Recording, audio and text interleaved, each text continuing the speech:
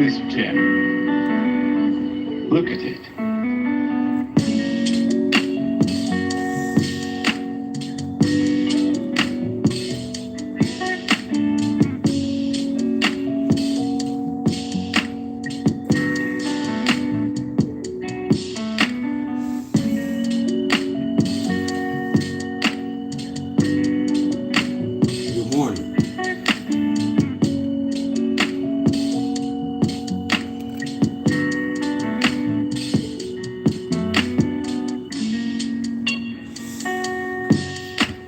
For those of you that are already initiated, you should already know what this is. And for those of you that aren't, just chill. See, we're going to get to the other stuff in a minute, but what I'm always trying to get everybody to understand is everything gets vibration. So,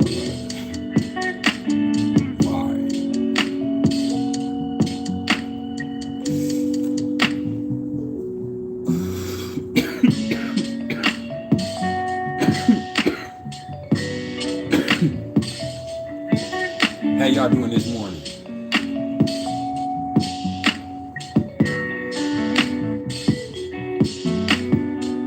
I hope y'all feel as good as I look.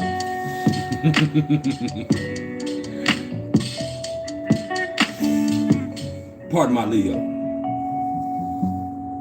I'm gonna put that away for a little bit. What's up, Shanti? We're gonna get started here in a minute.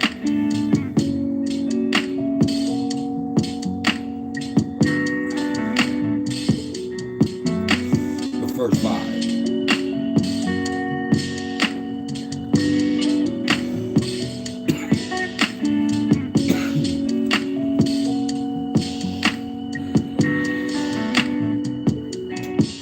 And before I go all into today's soliloquy, man, what I'm gonna do first is talk to y'all a little bit, all right?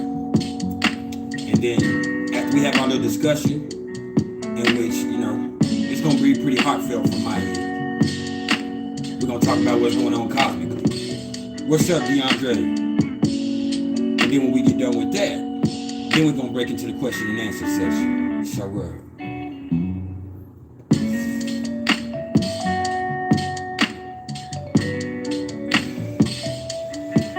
gonna be here for a whole minute.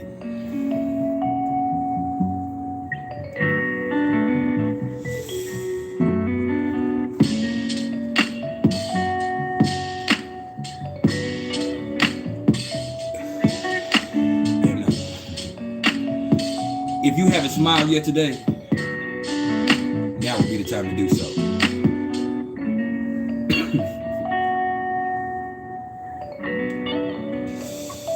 What's up, Lockus?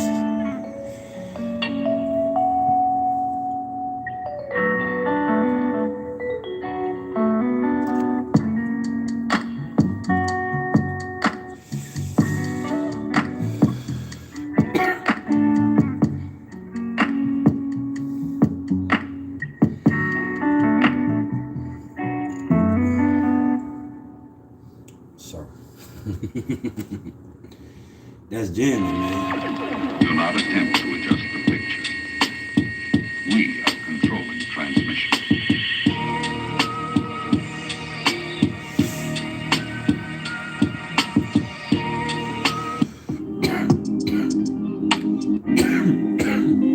So, like I said, how are y'all doing today, man? So, before I do anything else, man, I'm gonna take this time right now to first, you know, apologize to y'all. And then second, I'm gonna hold myself accountable, because while some of y'all might think there's nothing for me to apologize for, I just want y'all to know that I have been operating out of ego here lately. Yeah, I've been tripping a little bit, man. What's up, Kane?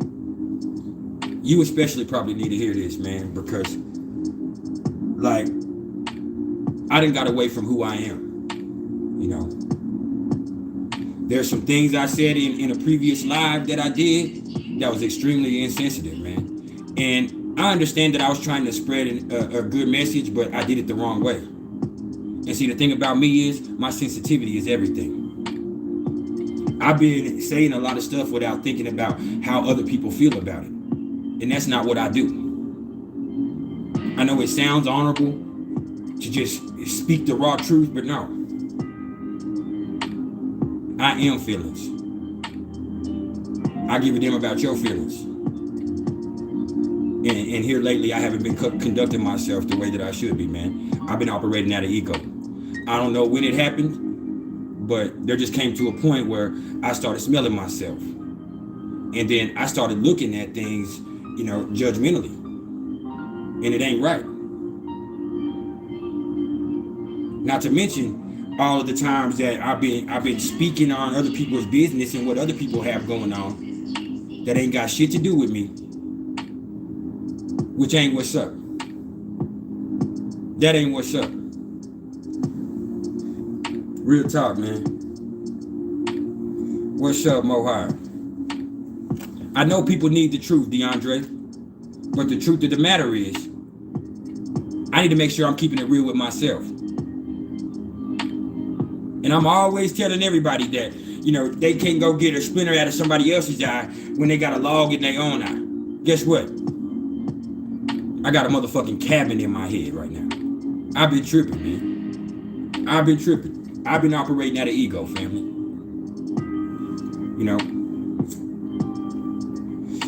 I said some things that were extremely insensitive towards feminine energy, you know, several times here recently. And that shit is not me, bro. Because guess what? As manly as I am a perfect manly example of feminine energy. So I need to make sure that I'm being respectful of that. And, you know, what's crazy is, you know, somebody checked me on it. And that's how I knew I was operating out of ego, is because I responded to them out of ego.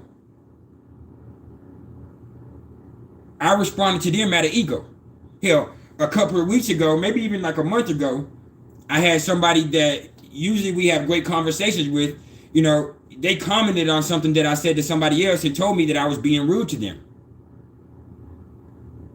And, you know, the way that I answered them, like, they were like, man, bro, you're tripping. You're operating out of ego.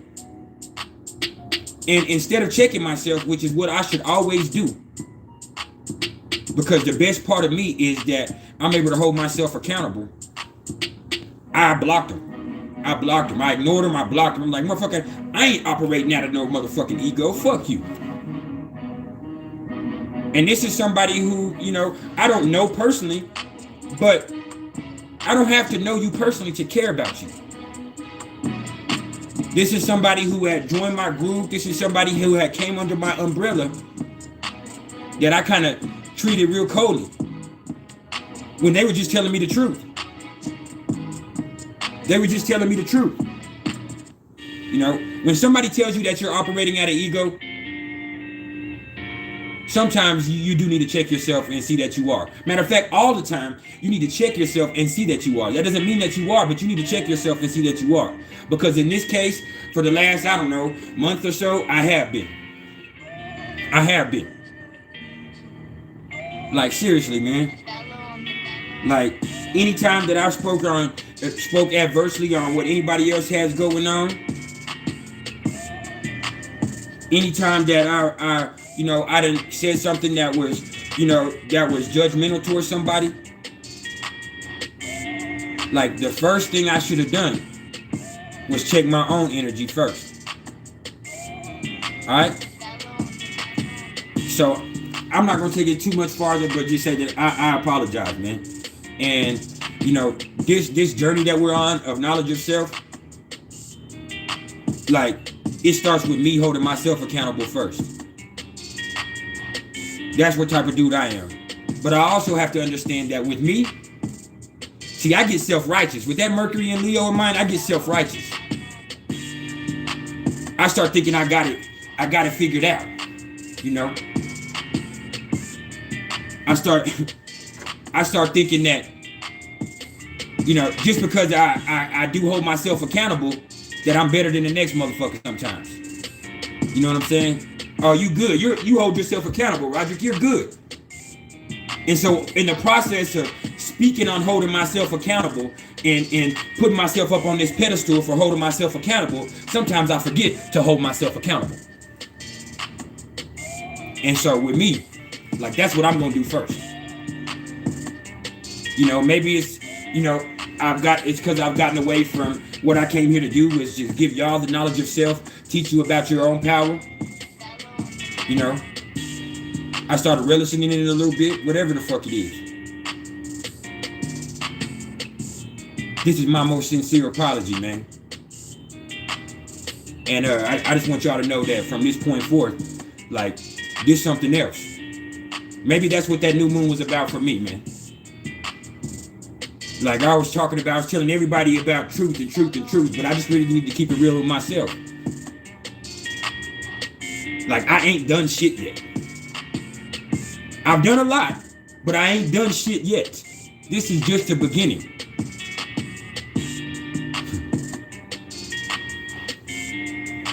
There's no reason that I should be trying to compete with anybody. There's no reason that, and that's that Aries 7th house, man. That's that Aries 7th house, man. Like, although I try to do it in a smooth way, I'm competing with you. Understand that about me. I got Mars in Capricorn. I might come across in a real silky way, but I'm competing with you, bro. I want to be better than you, bro. That's how I am. That's me. Just so you know that about me. That's part of my nature, and it's something that I have to work on constantly. Alright? Because with that sun in the 9th house, I can get real motherfucking preachy. I can get up on that soapbox. But nah. What's his name? Oh boy. Oh boy.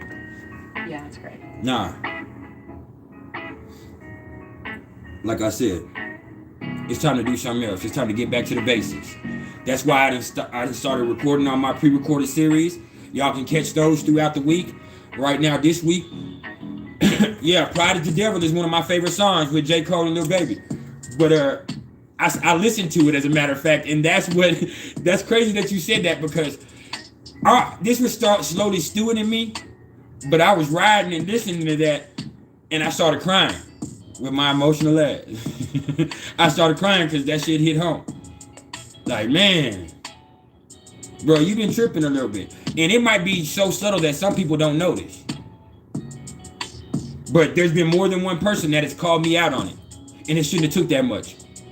Because if I am who I say I am, I should have held myself accountable first. Oh yeah, oh boy, this shit banging. I should have held myself accountable first. Like, before I'm anything else, I'm a soul that's searching for absolution myself. This journey that I've been on, just because I have all this knowledge, that don't mean I have it all figured out.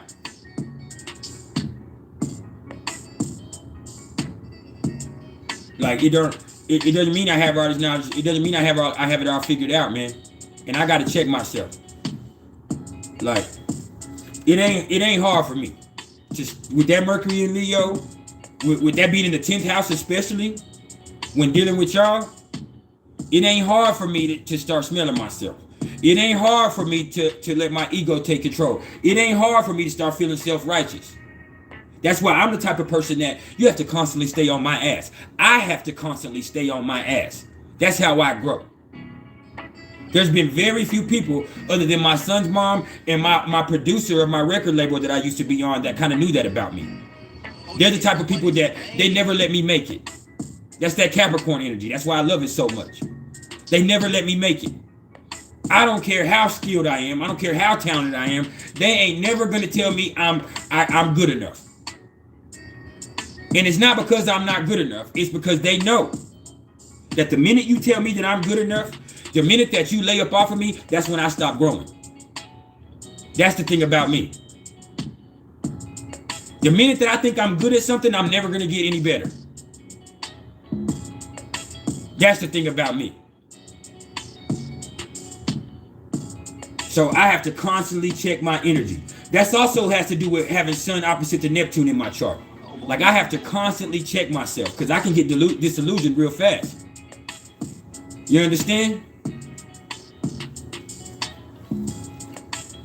Sometimes I get so caught up in living in the fantasy of who I am that I forget to work on. I forget who I really am and the things that I need to work on. That's that Pisces moon.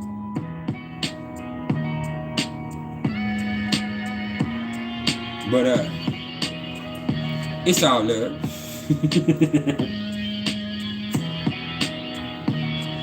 Does that mean I'm gonna stop being my cocky, confident myself? No. I'm still gonna be me. I am still gonna be me. Cause that's all the fuck I know. But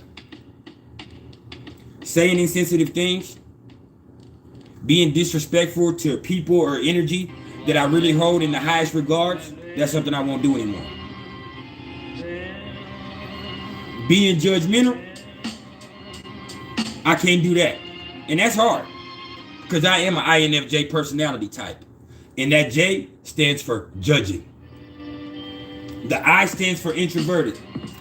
The N stands for intuition. The F stands for feeling. And the J stands for judging. And that's how I rock.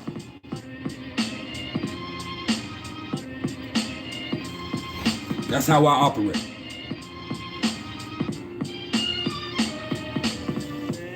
My Libra rising tries to make me do it objectively. But, man, it's a motherfucker. So, I don't know if you've seen it or not. Because I got some of y'all blocked, but if you done said something to me recently about my ego and me acting out of ego, you were right. You were right. I got a big ego. And it's long.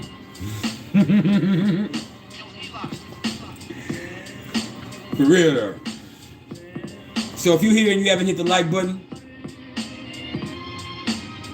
please do that so immediately.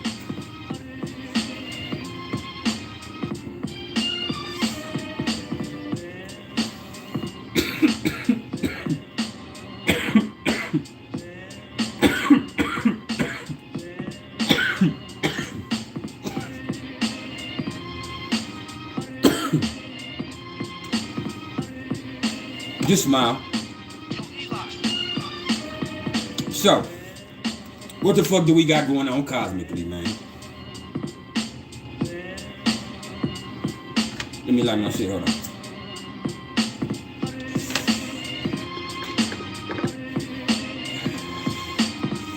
I got you in just a second, Diamond Nicole Wright. Save them questions for a second, in just a minute.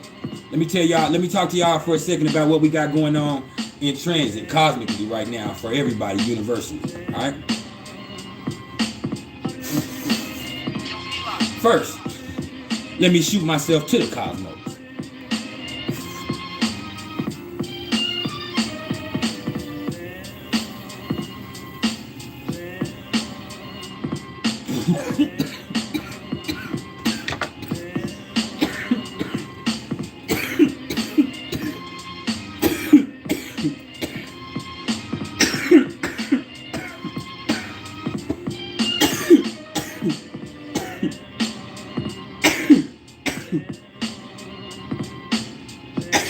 What was rude? What did I do that was rude? What did I say that was rude now?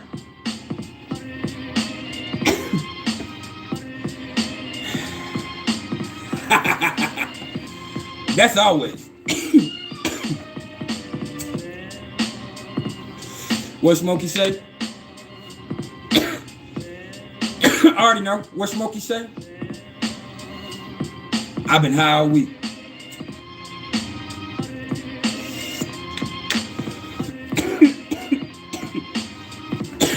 Big Worm ain't gonna do a goddamn thing, man. Anyway, right now,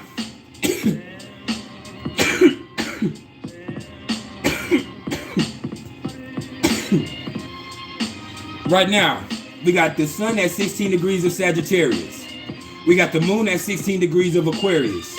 We got Mercury at 21 degrees of Sagittarius. We got Venus at 24 degrees of Capricorn. We got Mars at 26 degrees of Capricorn. We got Jupiter at 26 degrees of Aquarius. We got Saturn at 9 degrees of Aquarius. We got Uranus at 11 degrees of Taurus. We got Neptune at 20 degrees of Pisces. And you already know I don't want to get into conspiracy theories and shit. Alright? And I don't want you to comment on your motherfucking vaccination status, but I'm gonna say something real fast. Did y'all notice that this Omarion variant that this Omarion variant done popped up at the exact same time that Neptune went direct? You feel me? Don't do it anyways. Please don't talk about your status, man, because that's gonna get me it's gonna make them demonetize my video and flag my shit. But just pay attention that this Omarion variant, it popped up at the exact same time that Neptune went direct. Everything was kind of chilling out.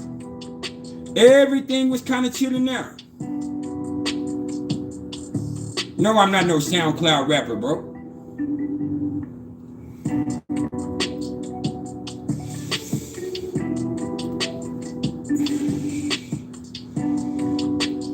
We can talk about conspiracies in a minute, but yeah. Before I get to the other, just keep that in the back of your mind, y'all. And I'm not speaking on what you should do or what you shouldn't do. Alright, I'm just saying, pay attention. That at the exact same time that Neptune went direct, this Omarion variant came out. Matter of fact, everything was kind of chilling out the whole time Neptune was direct. I mean, Neptune was retrograde. Things were starting to... Did I steal these clothes? Are you playing with me?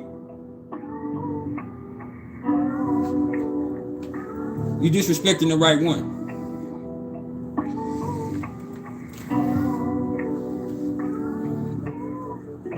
I don't steal nothing, baby.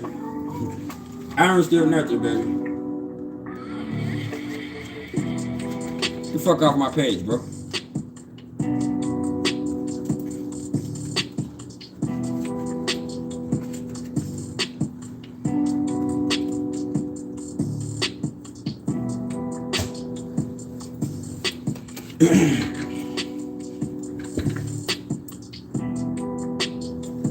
Nah, that's the money your mama gave me. Stop playing with me.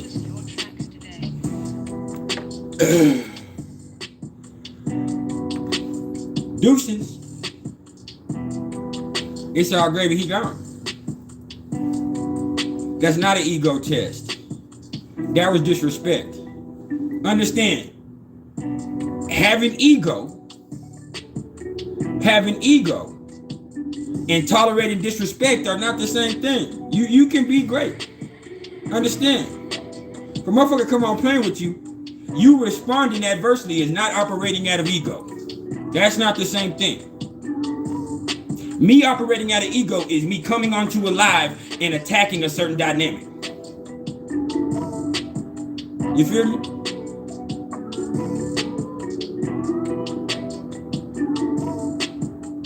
You feel me?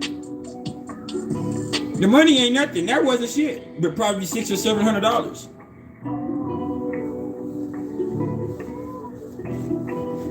He be all right. He got himself blocked from this channel forever. Just smile, man. I'm not tripping. Anyway, but back to regular scheduled programming. Just pay attention to what's going on. Things was kind of chilled out a little bit. They was moving pretty positively. But when Neptune went direct, all of a sudden this Omarion variant done came back out. You know what I'm saying? Now they're trying to play with us again. Here comes the lies. And then I heard something this morning, I ain't gonna lie to you, that blew my mind, but I can't go into it. I almost went into it, but I ain't gonna go into it. Maybe another time. But we also got Pluto at 25 degrees of Capricorn right now. We got Chiron at 8 degrees of Aries right now. We still got the nodes at 1 degrees of Sagittarius and Gemini respectively. And we also got Lilith at like 16, maybe 17 degrees of Gemini right now. Yeah, I noticed why he started trolling as soon as that. It's all gravy. It's a plant. I don't know, man.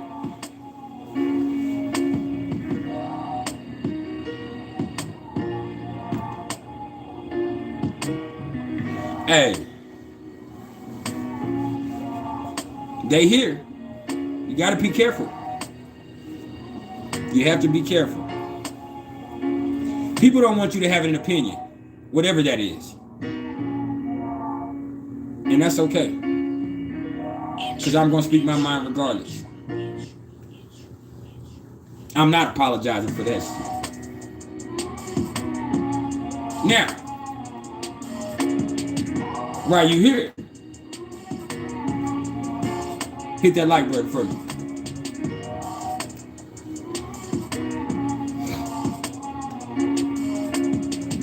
So, the first thing I want y'all to notice with what we got going on cosmically right now is we got a lot of squares going on right now with Mercury square to Neptune, Mars square to Jupiter, and Saturn square to Uranus. So there's definitely some interesting shit going on out there. And understand that when you got a lot of squares, shit can get real rough, okay? Not to mention, we also got Venus conjunct to Pluto with Mars sextile to both of them, all right? So yeah, it's a lot going on out here. But luckily, you got me. You know what I'm saying? So let me break this down for y'all real quick, all right? So first of all, with Mercury square to Neptune, you know, with this one right here, it's kind of like everybody's stuck in this la-la land right here. And don't nobody really want to deal with all the extra shit that's going on. And, you know, not only that, you know, you're going to have to be on guard because, hey, deception is running rampant out here right now with Mercury square to Neptune. And with Neptune going to direct now. You know what I'm saying? And, you know, it ain't just, you know, other people or the government's bullshit that you got to deal with, man. It's yourself, too. It's yourself, too. Okay? Because it's a lot of motherfuckers who are fooling themselves out here for real. Like, that's going down like that. It's a lot of motherfuckers who are fooling themselves. And I would say that there, you know, there has to be a place where that shit stops. But nah. Some people lie to themselves all the way to the lights go round. And I mean, that's the truth of that matter. You know what I'm saying? So right now with this energy we got going on, it's just best to just like listen to some music or you know what I'm saying, or read a fantasy book or something. You know what I'm saying? Do something other than listen to people's bullshit. Do something other than listen to people's bullshit. DeAndre Lovin, you said, what's my take on Dolo's philosophy of creation? I don't have a take on that. I don't know his philosophy of creation. Much love to Dolo, but I don't follow his opinions. You know what I'm saying? That I don't know. So I wouldn't know. I couldn't speak on it, and I wouldn't speak on anything that Dolo has going on or he has saying, because what he has going on in his lane is what he has going on. I'll give him all the love and respect that he deserves because he's killing it. But other than that, I really don't know, bro. You know what I'm saying? I have my own philosophy on things. If you want to know my philosophy on creation, go watch The Law of One by Aaron Abke. It is a series or a playlist here on YouTube. And that's my philosophy on creation, all right? And you said, do I think astrology can tell us about the metaverse?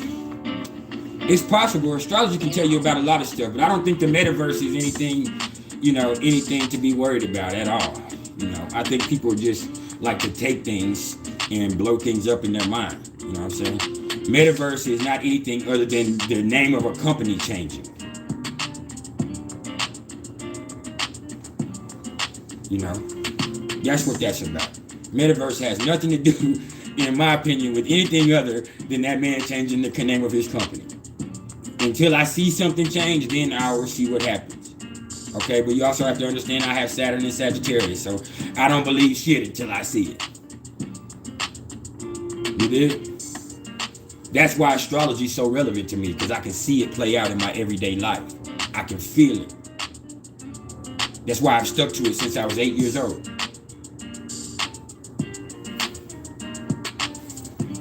Square business. So with Mars square to Jupiter right now too, man, you know, that right there just speaks directly to motherfuckers doing too much out here, man. Like, it speaks directly to motherfuckers doing too much out here, man. And you know, this is really about people being too motherfucking gung-ho. And then with this going on at the same time, with Mercury being square to Neptune, while also, you know, having Mars being sextile to Pluto also, this could also have a lot to do with motherfuckers willing to risk it all behind some shit that ain't even real. Like, people would be willing to risk it all right now behind some shit that ain't even real.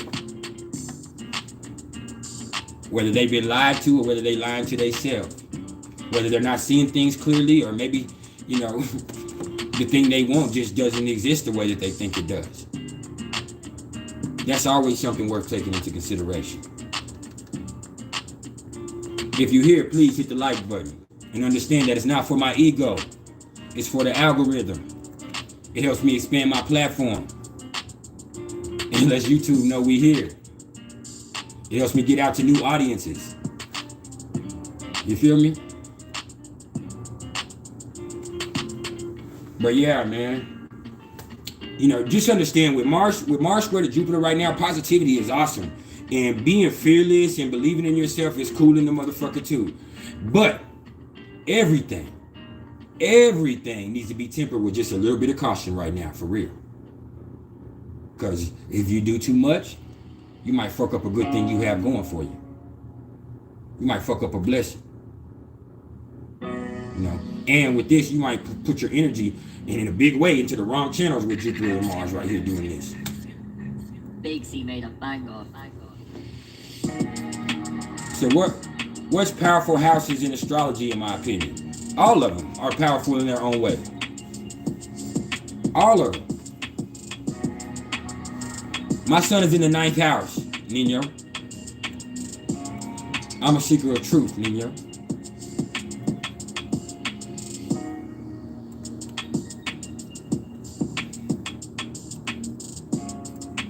My moon is in the 5th house.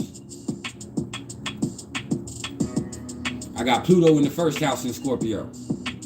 I got all that grand water trine going down in fire houses. So I'm emotional and passionate. And just a little bit crazy. But it's fun. It's fun. Hey, I'm me, man. You know, and unfortunately, like, ain't nothing I can do about it. I appreciate that, Ember. What's up with it? You know, but yeah, we got Mars square to Jupiter. We got Mercury square to Neptune. So motherfuckers might be lying, motherfuckers might be doing too much right now. Be careful. And then we also got Saturn square to Uranus right now too.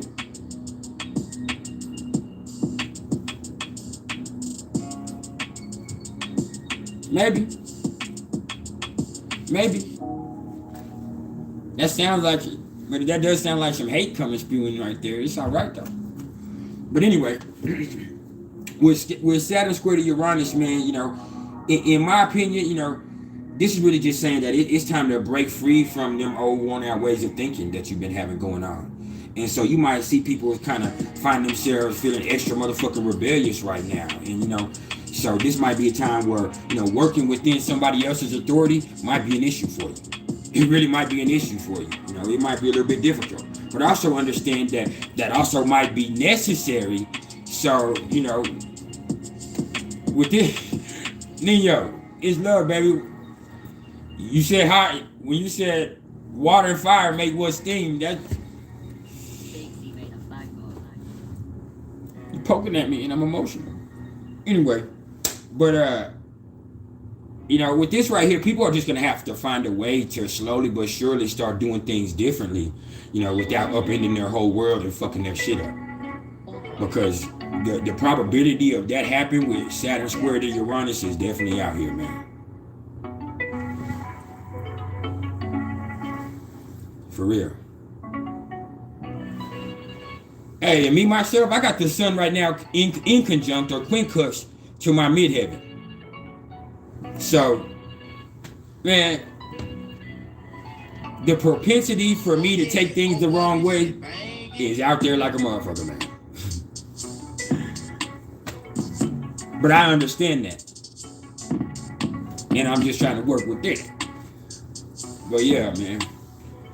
We got Saturn square to Uranus right now. We got Mars square to Jupiter right now. We got Mercury square to Neptune right now. Like, it's crucial. And then on top of that, you also got Venus conjunct to Pluto and then Mars sextile to both of them. So that would say that despite all that extra shit, hey, people know what they want right now. And they want it bad. They want it bad.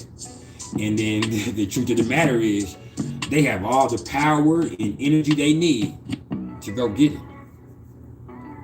So it ain't nothing to it but to do it.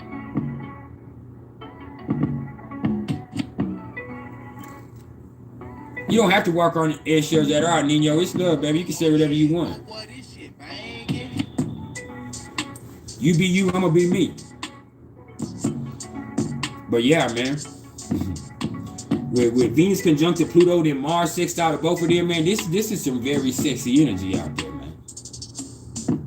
No doubt. You know, because not only is there passion, but there's also money out here, too. There's some money out here, too, to be had. Yeah. So what the fuck you gonna do?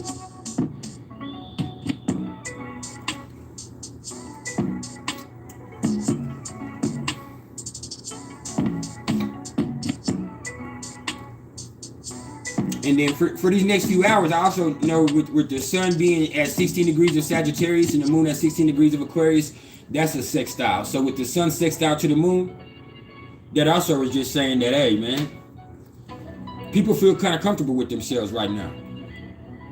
This is a time when people feel comfortable within their own skin for for about half the day today. So, yeah. Now, for the next hour and a half or so, I'm open for questions.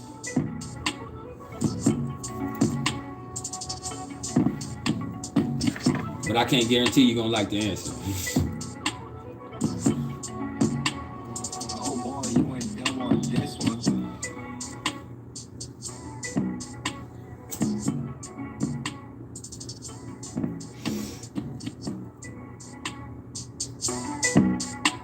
What's his name? MAC.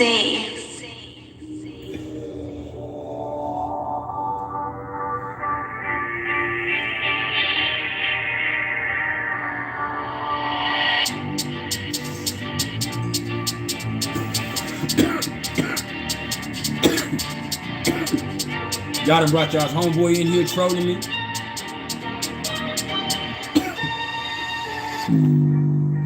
Y'all should have left him in that other live y'all did.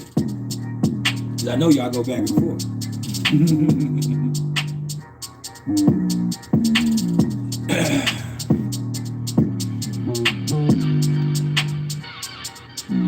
Yeah, I know you go back and forth. Hey, you said, how can Scorpio Lilith energy be used to your own advantage? Man. With that Scorpio Lilith energy, like, there's lots of Lilith, there's lots of positive in Lilith energy, you know. I got you too with your sun 10th house too. Hold up, Diamond.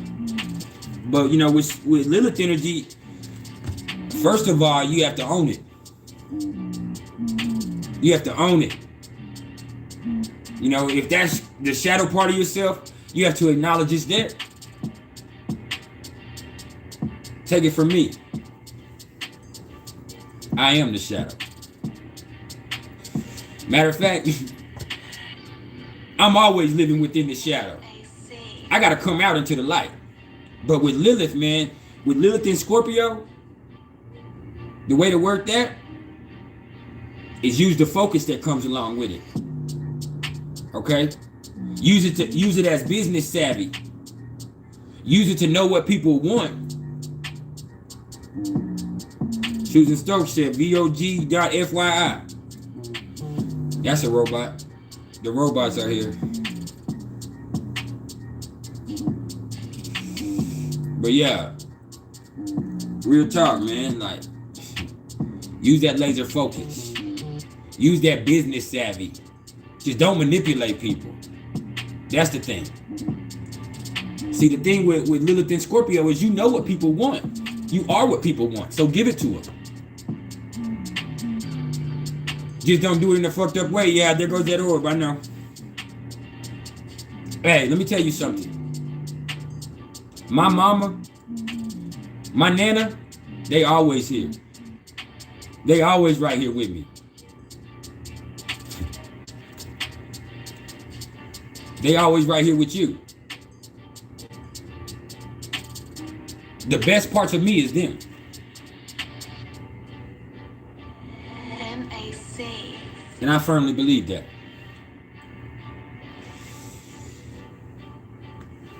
I've had mediums tell me so. You know, I feel it myself. But yeah.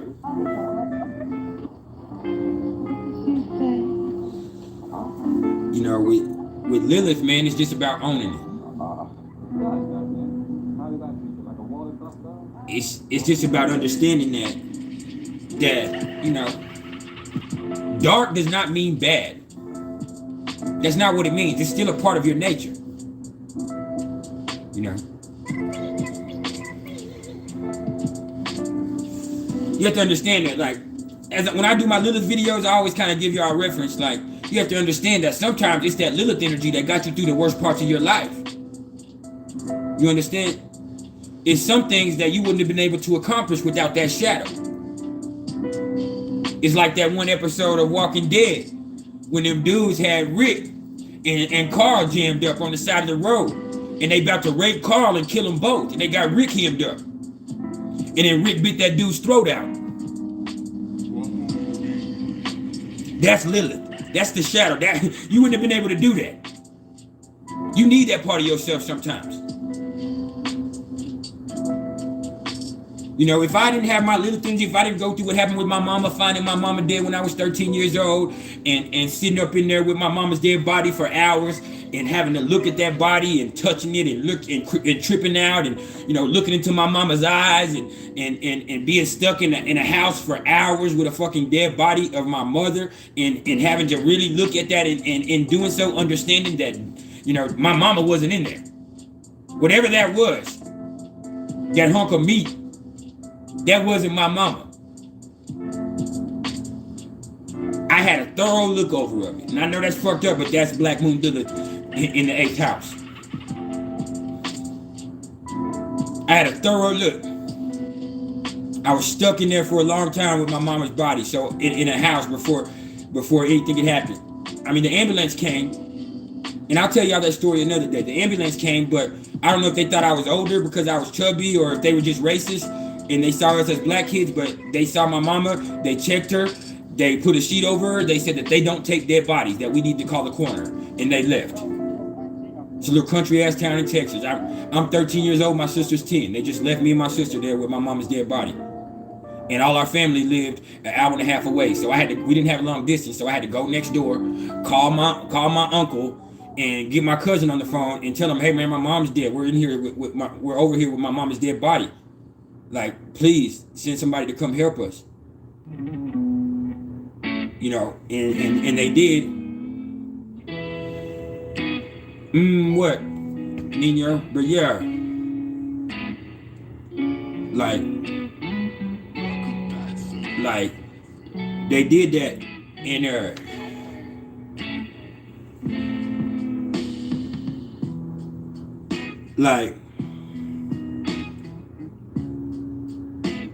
and you know, like I said, I'll tell the story one day, but like it wasn't like she died in her sleep, so it wasn't something that was pretty.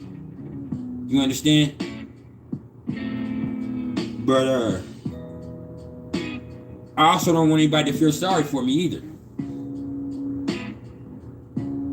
You know, I don't want anybody to feel sorry for me either because like that's my strength. I know that's the Black Moon Lilith in that 8th house. That's that dealing with death. That's that Pluto in the 1st house. But that's my greatest strength. Going through that, having to deal through that, carry my sister through that, like that's what made me as strong as I am now. That's why I could go through anything. I could beat addiction. That's why I could go to prison and I could be okay. Because I went through some fucked up shit right off the rip. I went through a punk ass daddy that was fucked up on crack, that was sexually inappropriate, just to say the least. I went through, I was 13 years old, Nino. My sister was 10 years old.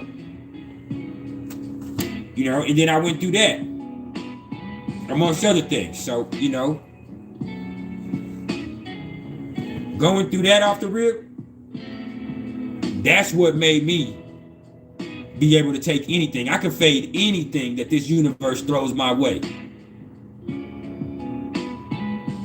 Cause I done seen the worst, man. I done seen the worst. I done put myself through even after that, I put myself through the worst, even almost as bad.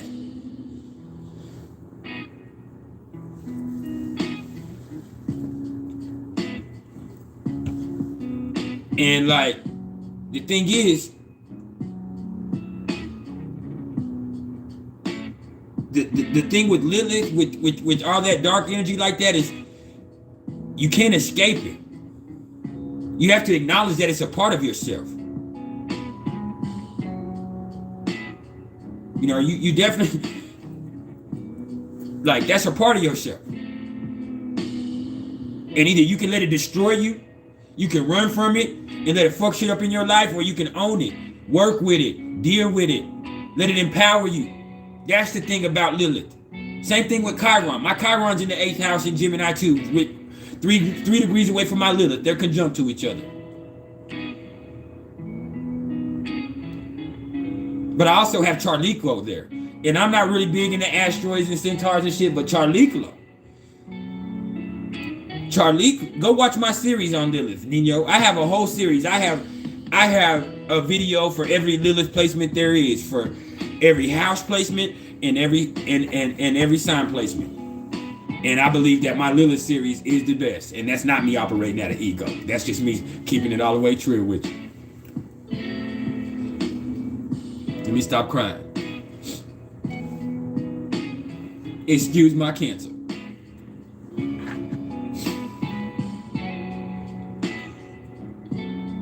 Yeah.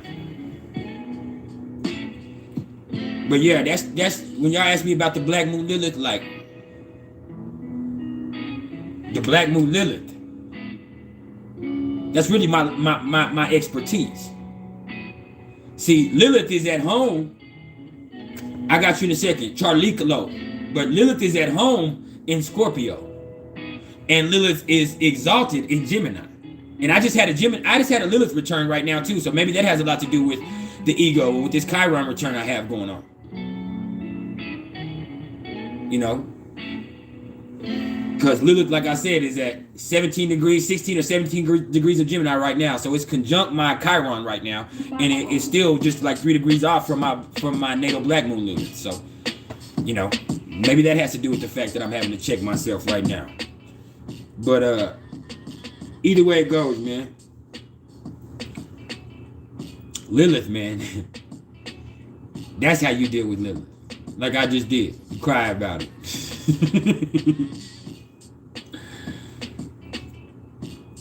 And then with Charliklo is Chiron's wife.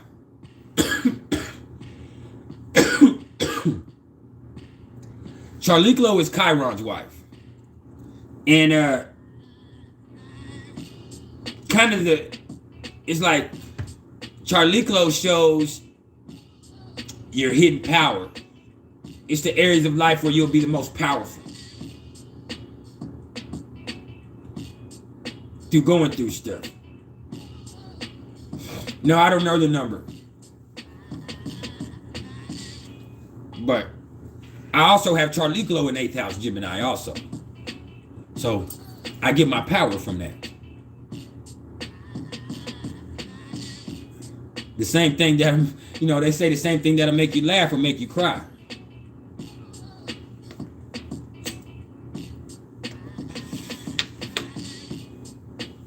Y'all don't hear me though. This has been an emotional one today, huh?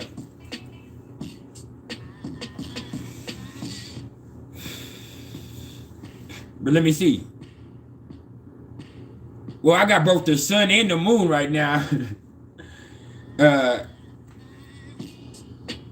the sun is, let me think about it. I got the sun sextile to my ascendant.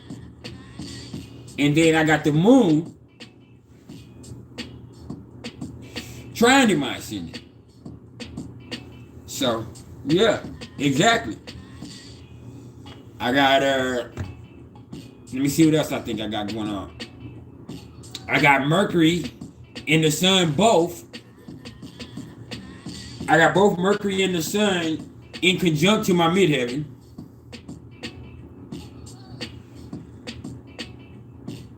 So, I got a lot. Now let's get back to the questions. I'm out my feelings.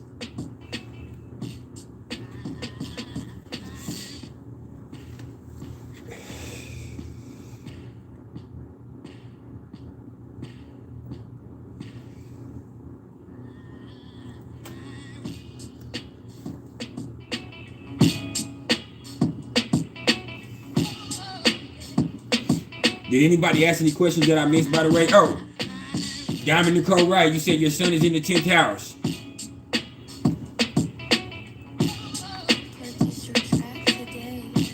Do I know what that's about?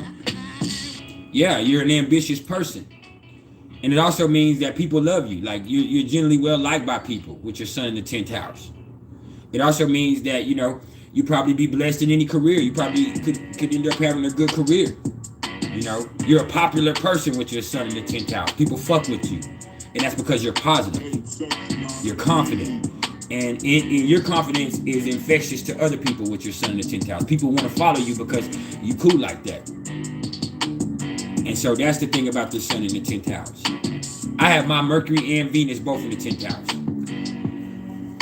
What do you want me to... You can ask me a question about synastry, Ember, and I'll be glad to answer you. Just let me know that you're talking about synastry.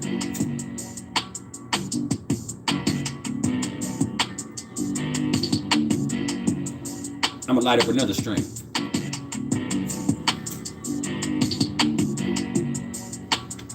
Did any of y'all catch my video that I dropped yesterday on conjunctions and oppositions? I really went ham on that mother.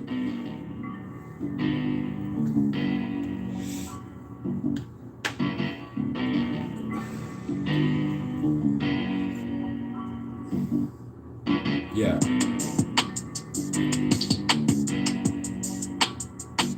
I got Mercury and Venus and Leo in the 10th house.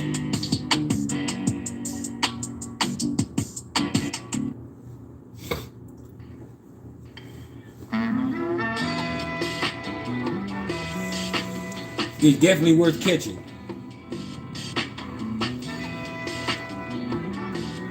Tomorrow,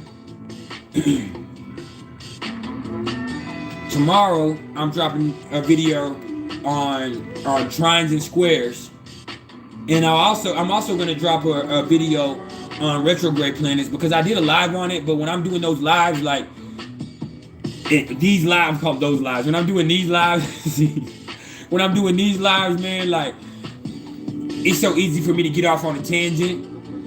And with me being an INFJ, with me having Mercury and Leo, I'm not good at talking in a straight line. So when I'm doing my thing on those pre-recorded videos, like it's just me and the camera, and I'm able to handle business efficiently. You know what I'm saying? I love this because I'm able to use my intuition. I'm able to pull things from myself and from my empathy that, you know, really let people know that I'm authentic and that I'm genuine and that I'm as cold as I am. You know what I'm saying? This is more like a showcase. You know what I'm saying? And it also is like me making myself available. Like, hey, man, I'm here. You know, I love y'all. If you have any questions, you can ask me directly right now.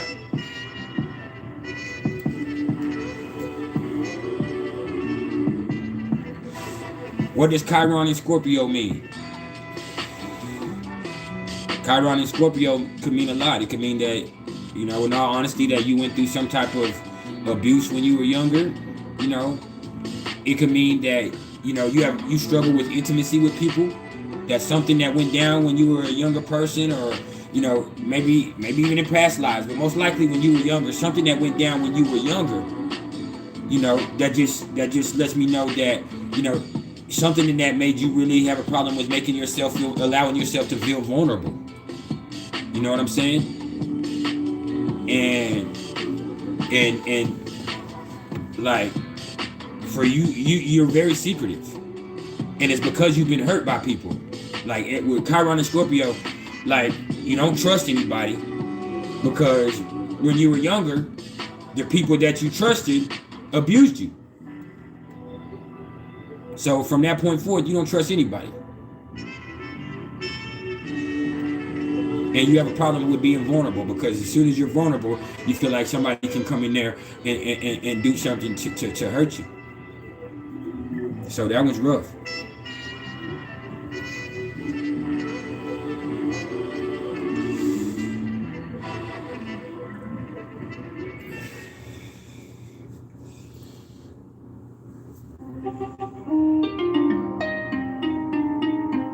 Amber, that's not a retrograde series. I have one video that I'm dropping on retrograde planets and giving a quick rundown tomorrow. Chiron in Taurus means that you're stubborn, 1, and 2, like something went down when you were younger that it might have made you not really value yourself enough, and it made you put too much stock in material things. Like the way that you want to protect yourself is by, you know, building up material success with Chiron and Scorpio. I mean, with Chiron and Taurus, pardon me, with Chiron and Taurus, like, and it also means that like you got to struggle in this life to get self-sufficient. Realize you don't need nobody.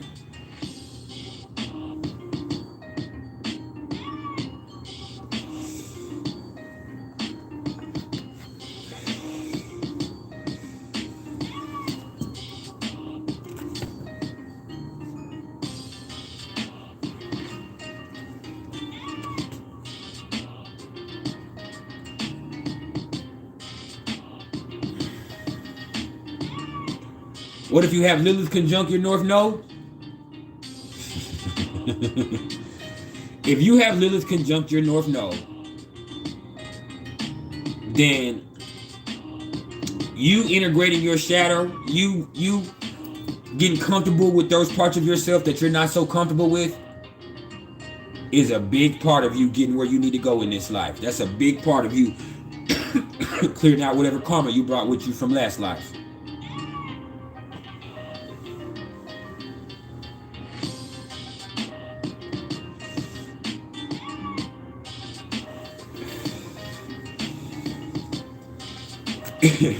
You said, how does Mercury in Scorpio compare to Mercury conjunct Pluto in Sagittarius? It doesn't. It doesn't compare to it at all. You know, Mercury in Sagittarius, period, whether it's conjunct to Pluto or not. Mercury being conjunct to Pluto in Sagittarius does not make it anything similar to Mercury in Scorpio. That adds power to it. Understand? That adds weight to that placement right there, Pluto being there.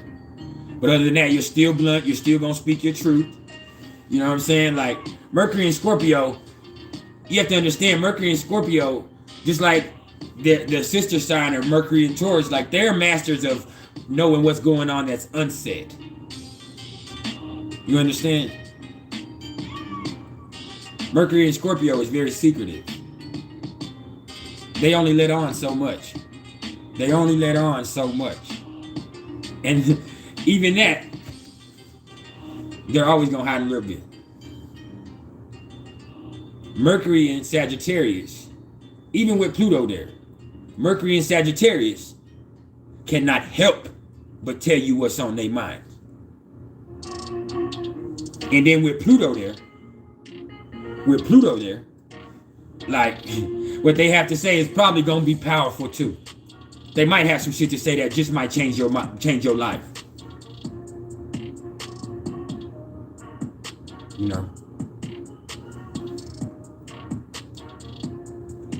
Mercury conjunct to Pluto in Sagittarius is, that's somebody that's gonna give it to you raw. Raw.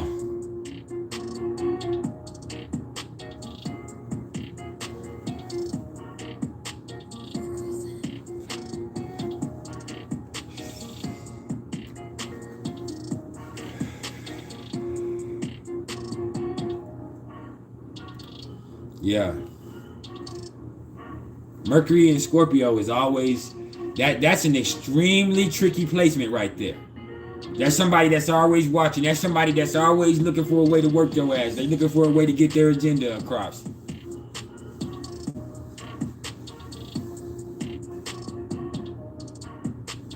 Oh, Nino, you said Black Moon Lilith in Leo in the 3rd house. Yeah, I seen it. I'm sorry. Black Moon Lilith in Leo in the 3rd house.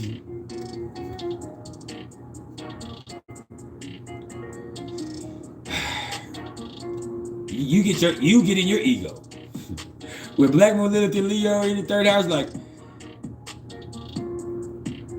that is not shade. But yeah, with Black Moon Lilith in Leo in the 3rd house, you get in your ego.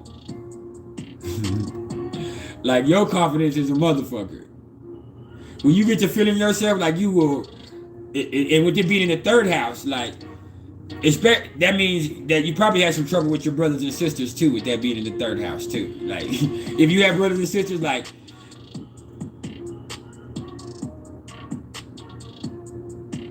you, I feel you can, like, you can trip the fuck out, like, and attention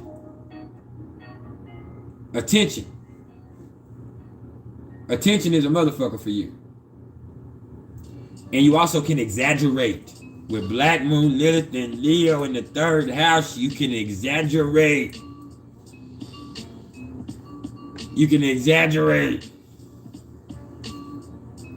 And then with this issue with your brothers and sisters with the 3rd house,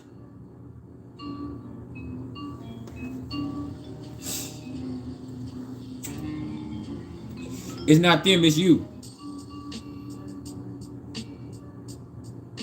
It's not them, it's you.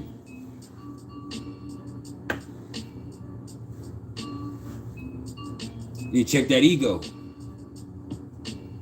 It's in the way.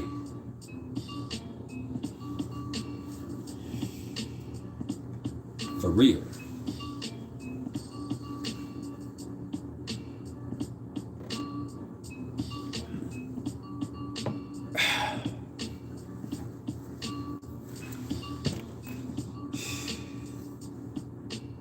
You blocked them for Thanksgiving. You tripping. Hey, Victoria, you said that you're a Capricorn sun, Cancer rising, Libra moon. Your midheaven is in Aries and your Scorpio Lilith. Why does your love life suck? And you see projects, a lot of them, but you can't seem to complete them. What do you need to work on?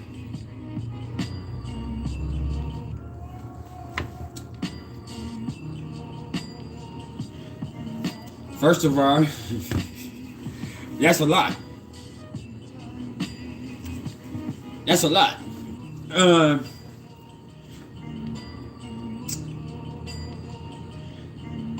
First of all, that's a lot of cardinal energy. We'll get to the Scorpio Lilith in a minute, but that's a lot of cardinal energy. So, first of all, what you need to do is understand that assertiveness of yours, that headstrongness of yours is cool. But you're going to have to temper that a little bit. You're going to have to caution that a little bit because, you know, when you have a lot of cardinal energy, like, you're about that action. You're a person that's about that action. And you got a lot of, like you just said, you got a lot of start. You like to, you know how to get going on stuff, but you don't got a lot of follow through. And with that Aries midheaven, that's the same thing. Like, you got a lot of start, but you don't got a lot of follow through. So what you need to do is get towards that Capricorn sun of yours. You feel me? What you need to do is integrate that Lilith and find something that you want really bad that you can focus on. See, that's the beautiful thing that comes along with a Capricorn sun, with having a Lilith in Scorpio, is you have focus. Even obsession. So you need to make sure that you're getting obsessed with the right things with that. For real. And then with that Cancer rising and that Libra moon, all that square to each other.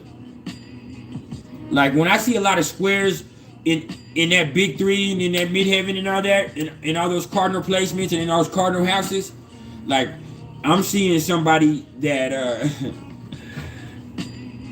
gets in their own way. You get in your own way.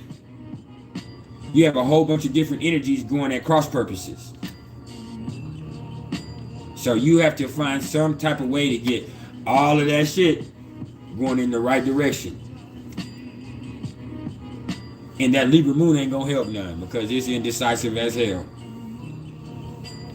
It's very refined. It's beautiful. It's fair. Sometimes too fair.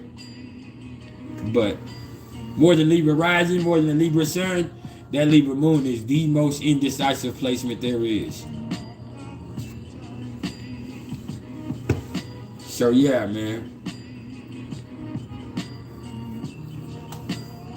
You gotta have focus.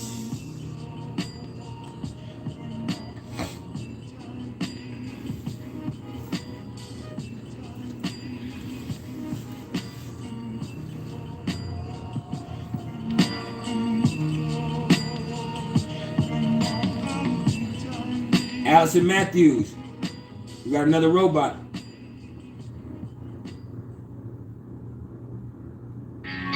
I got to be reaching a different platform because these robots wasn't getting into my shit before.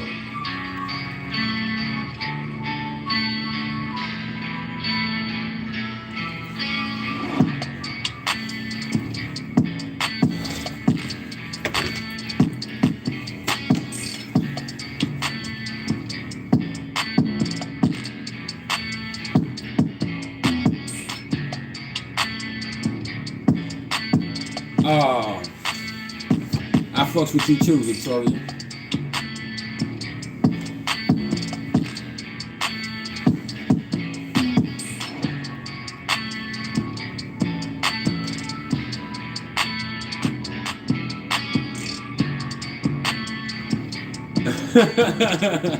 It's possible.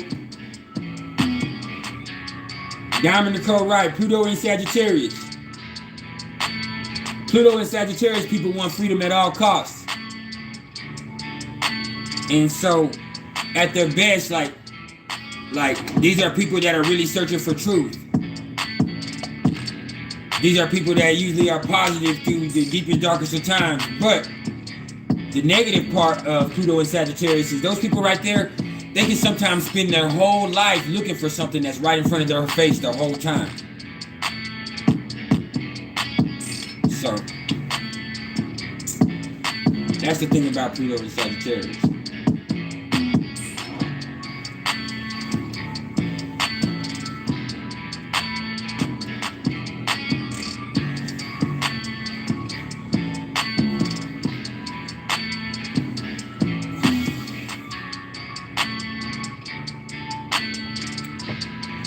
Mars conjunct Lilith in the 4th house in Gemini.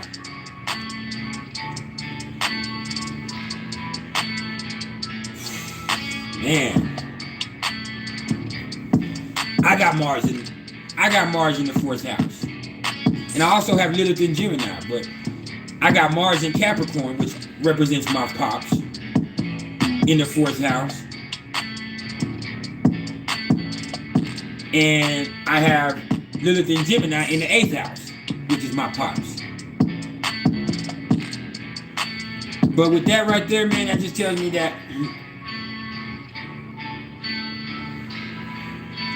you know, you got some family issues. You had a fucked up family growing up. And it really messed with you. Made you not feel comfortable. Made you not comfortable with yourself emotionally. Made you think too much. Made you a little bit too smart for your own good too. So maybe it just mean that you came from a family that was kind of messed up too. Like they didn't teach you good things in your family. Because a lot of that in my life has to do with my pops teaching me the wrong things, encouraging fucked up shit. It has to do with, you know, the first time me finding a sack of weed, me taking it to my pops and be like, hey man, I found this weed, and instead of him taking it and telling me not to do that, which is what he should have done with a 13-year-old, he said, nah, nigga, I'm gonna show you how to roll up a joint. It's that type of shit. With Mars conjunct Lilith and Gemini in the 4th house, like, your family was fucked up.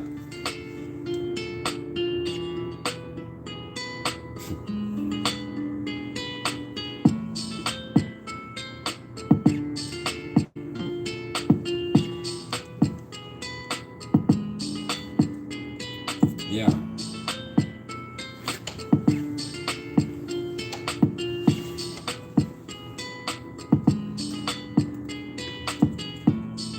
Chiron and Scorpio in the 6th house.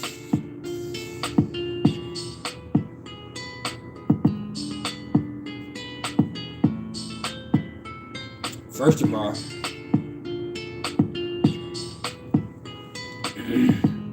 oh my bad, I didn't skip you, DeAndre. I see you.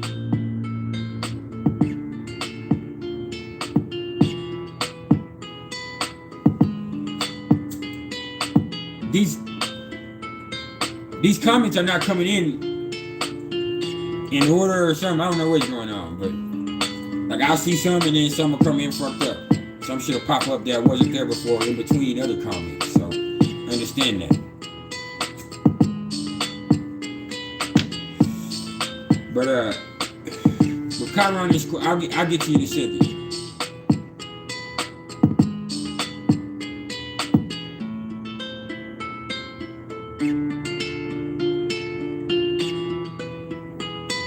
But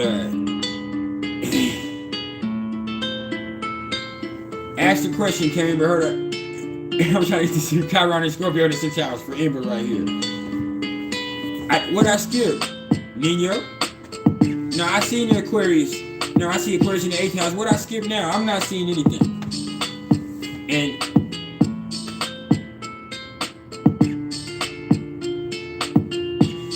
no, my chat is in live chat mode. I'm seeing it. I'm just gonna get to what I can get to. Alright, that's all I can do, y'all. Don't get upset with me, I'm gonna get to what I can get to. Alright? You already know you can hit that super chat if you want to get my attention for real. If not, I can only get to what I can get to. You feel me? And that don't mean I'm skipping you on purpose, because y'all know I do my thing. That means I'm trying to get to everything I can.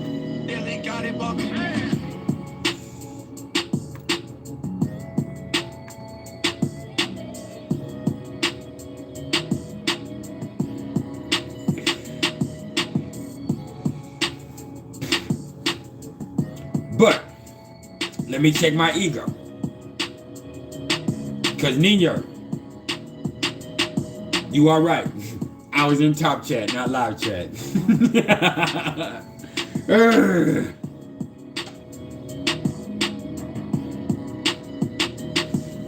Yes, I have heard that your birthmark can signify a past life something, that maybe that's a wound that you took in a past life or something. You know what I'm saying? Most definitely I've heard that. I have a birthmark right here on my hip bone.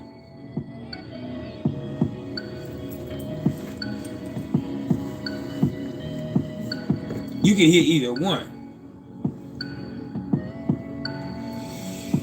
Either one. But anyway, I have a birthmark right there, a white spot right there. About that big.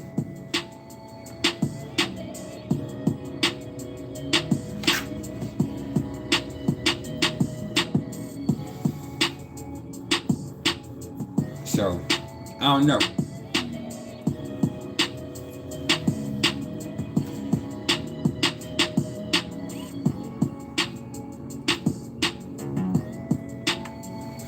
Let me see if I got it right on here, right here.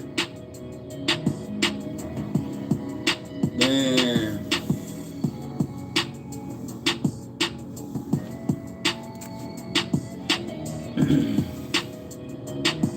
Yeah.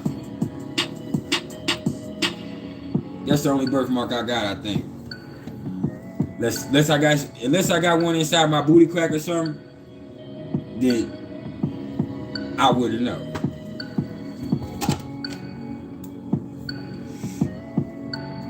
Don't mean they don't exist.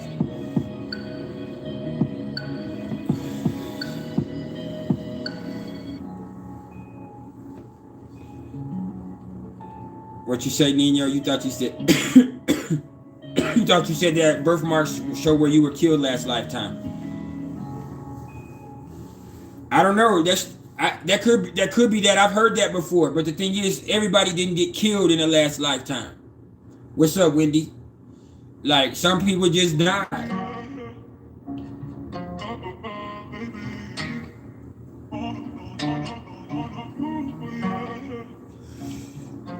JP Productions. You already know I'm crazy.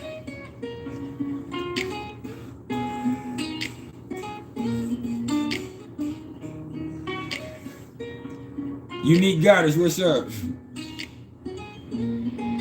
Wow, what?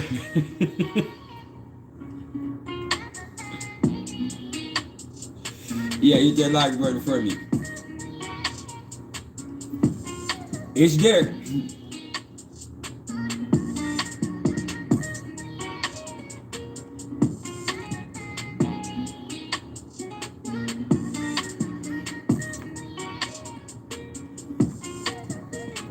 Yeah.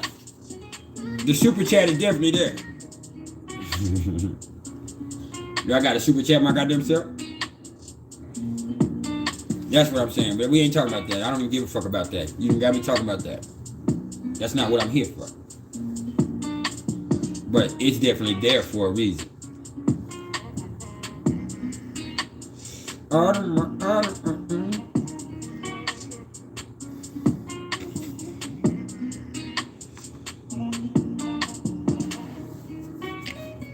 It should be there. It should be there. Anyway, DeAndre. That's not what the whole point is, man. Don't do that to me, y'all.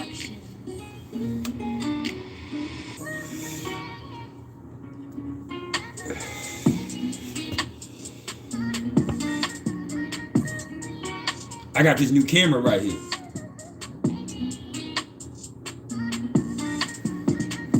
And this motherfucker right here is making me feel real motherfucking light skinned.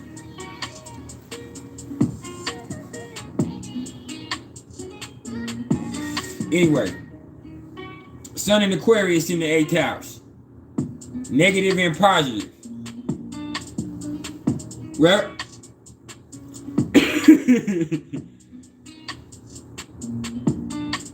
I don't know, it should be there.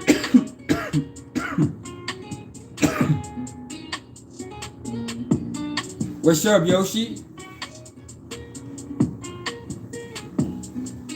My peoples. Anyway, we're Sun in Aquarius in the 8th house, like, you really weird. You're not just weird, you really fucking weird. And nasty too. No, I'm just playing. Man, with you, man, with your Sun in the... No, I'm not light skinned, first of all. I'm biracial. There's a difference. I'm biracial.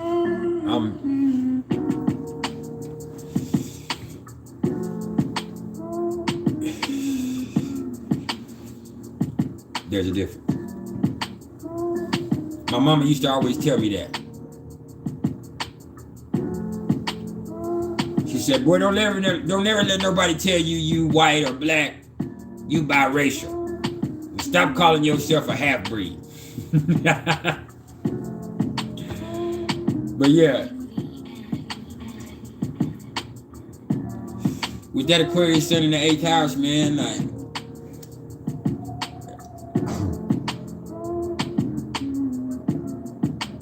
you just different. You just different. And it ain't nothing superficial, it's deep down. But you are also extremely intelligent. You're also extremely calculated. But, you know, sometimes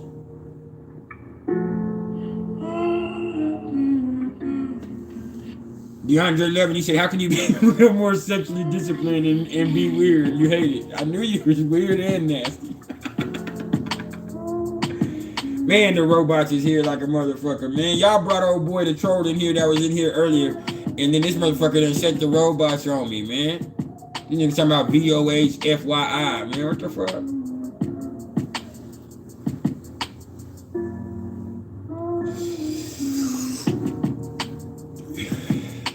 Anyway,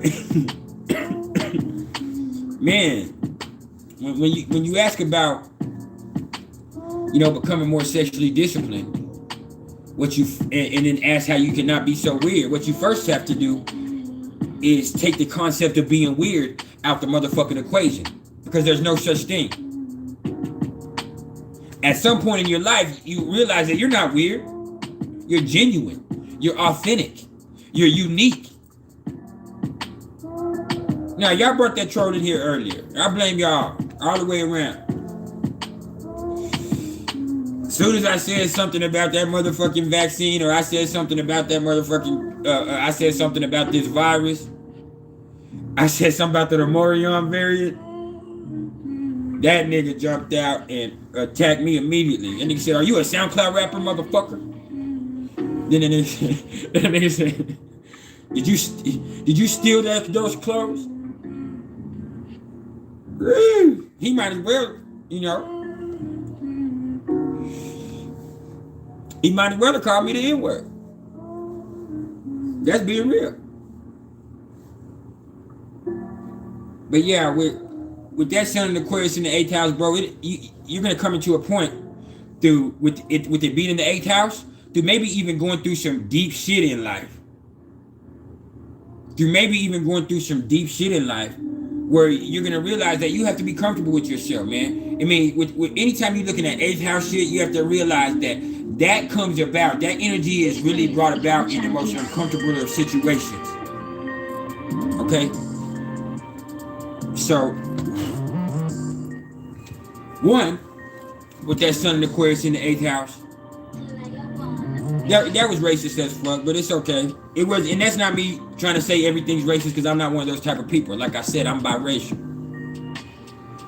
And all I see is love anyway.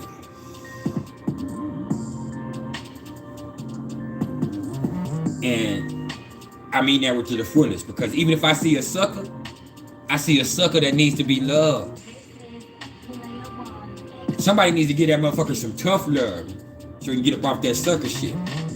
Because it's hard to stay sucker free in the land of lollipops. But somehow I manage.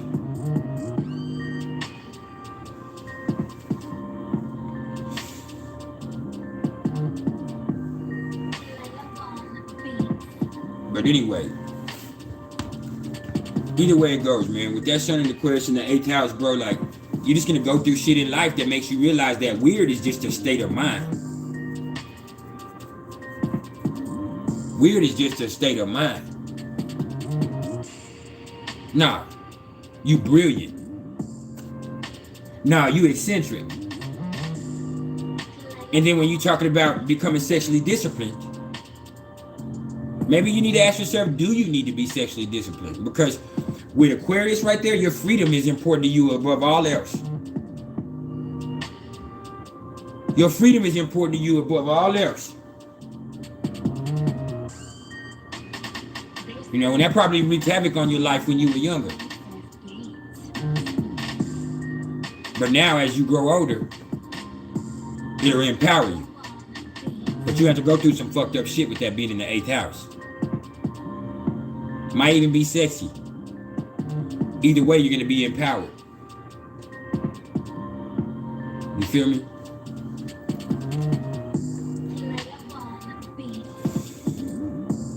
But yeah.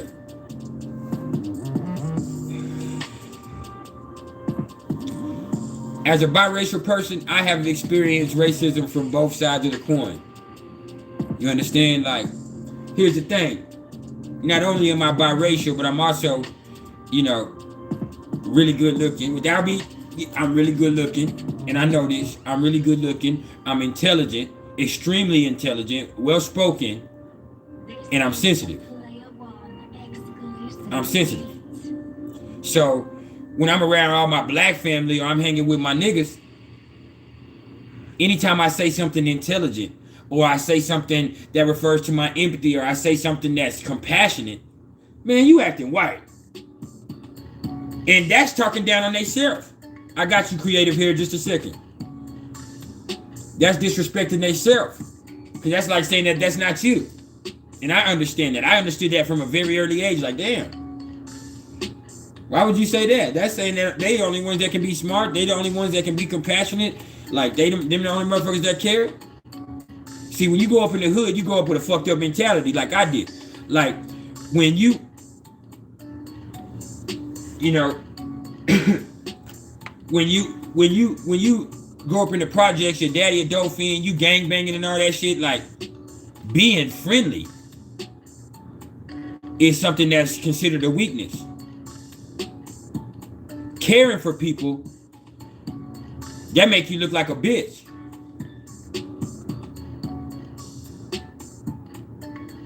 So, you know, I went through a whole period of life where I was fucked up, man. I was confused as fuck.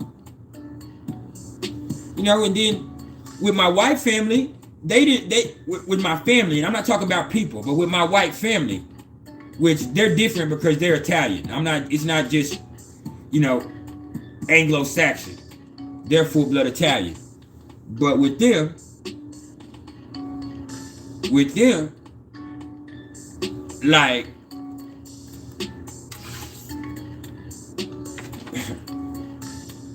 with them, like, I'm they black cousin. You understand? I'm they black, no matter what happens, I'm they black cousin. I'm they black cousin. They can't be racist because their cousin black. Man, I'm not racist. I got a black cousin. And I'm nice to him. Even though I don't have nothing to do with him. Once he got grown, when we were kids, we loved him. We treated him special. But once that motherfucker got grown, went to jail and all that other shit, we do not speak to him at all. We don't fuck with him now. We were gonna see how he turned out, but he let his true colors show. He let his true colors show. So he just ain't he didn't make it. He don't fit in.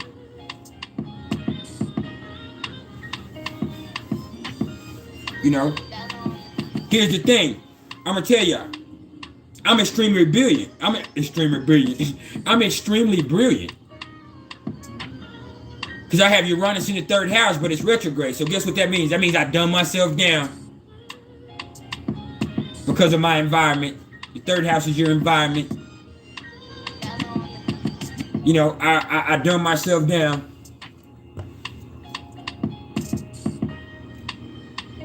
Like, growing up the way I grew up, people knowing the things that I was into would be dangerous to me. If they knew I was into astrology at 8, 9 years old, or when I got to 14, 15 and I was gangbanging and shit, if they knew that I was a person that sat back and read books all day motherfucking long, you know what I'm saying? If they knew that, you know what I'm saying, that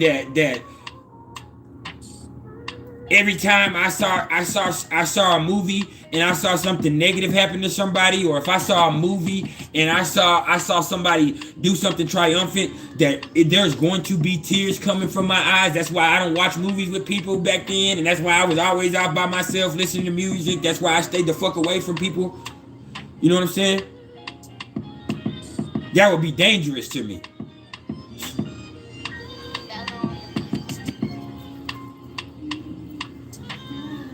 So yeah, man, like, I've experienced it both ways. Both ways. And you know, whether it's my friends, whether it's my family, with my white friends, and I got a lot of them. I'm they black friend. I'm that nigga they know in the hood. If something goes down, they gonna call me if they need some help.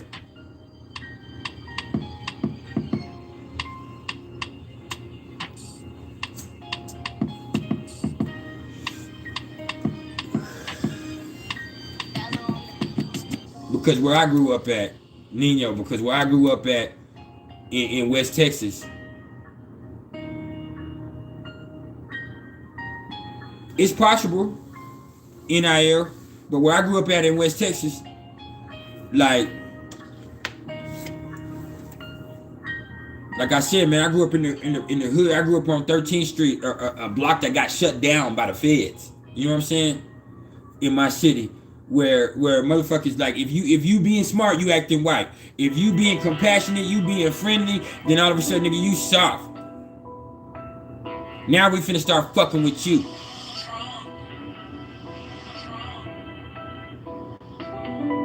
And see, the thing is, I'm all water, man.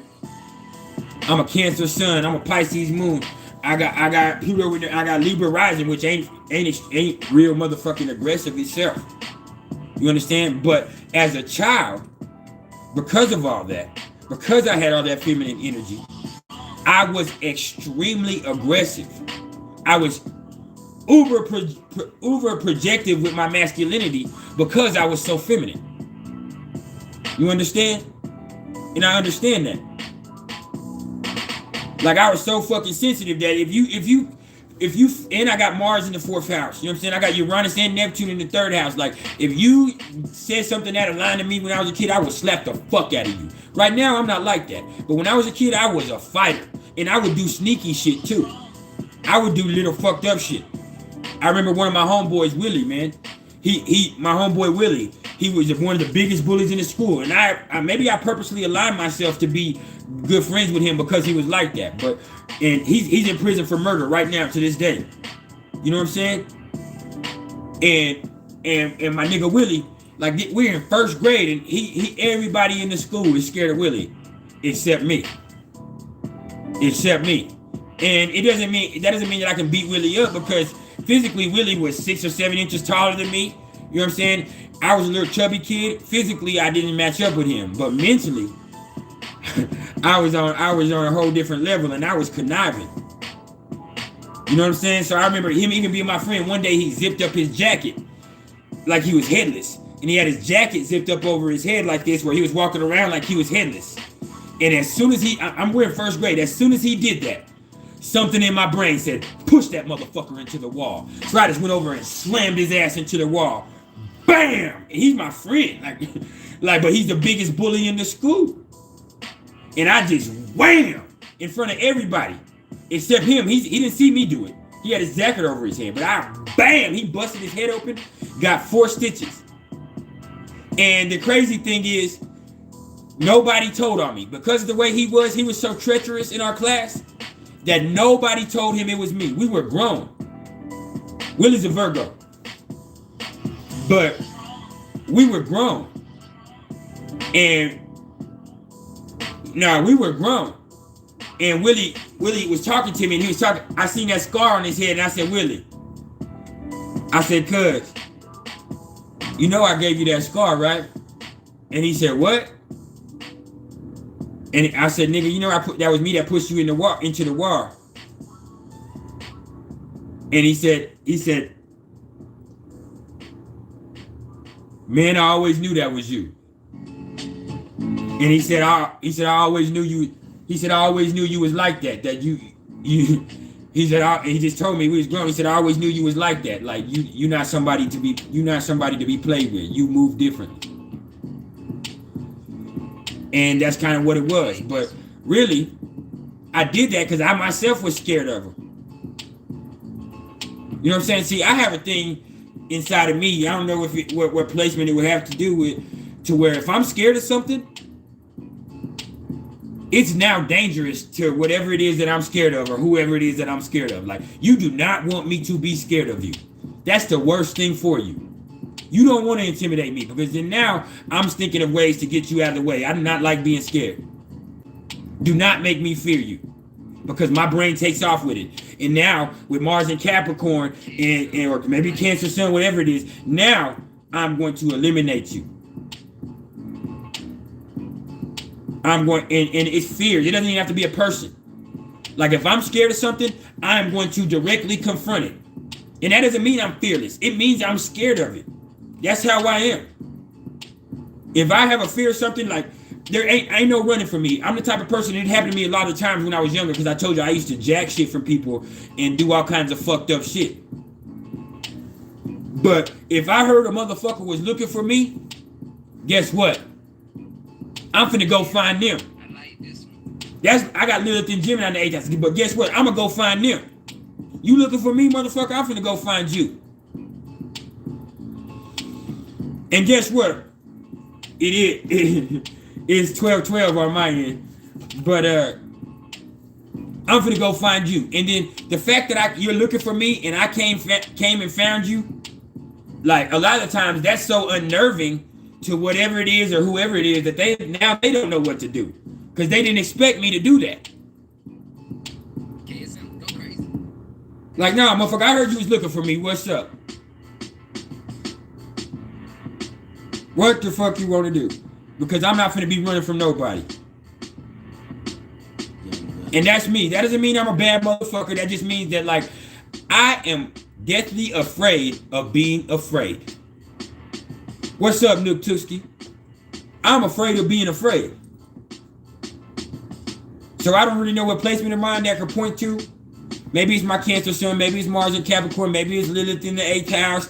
Maybe that has to do with, you know, a multitude of all of them. You know what I'm saying? Maybe it has to do with that grand trine. Maybe it has to do with, you know, having Mars sexed out of Jupiter in my chart.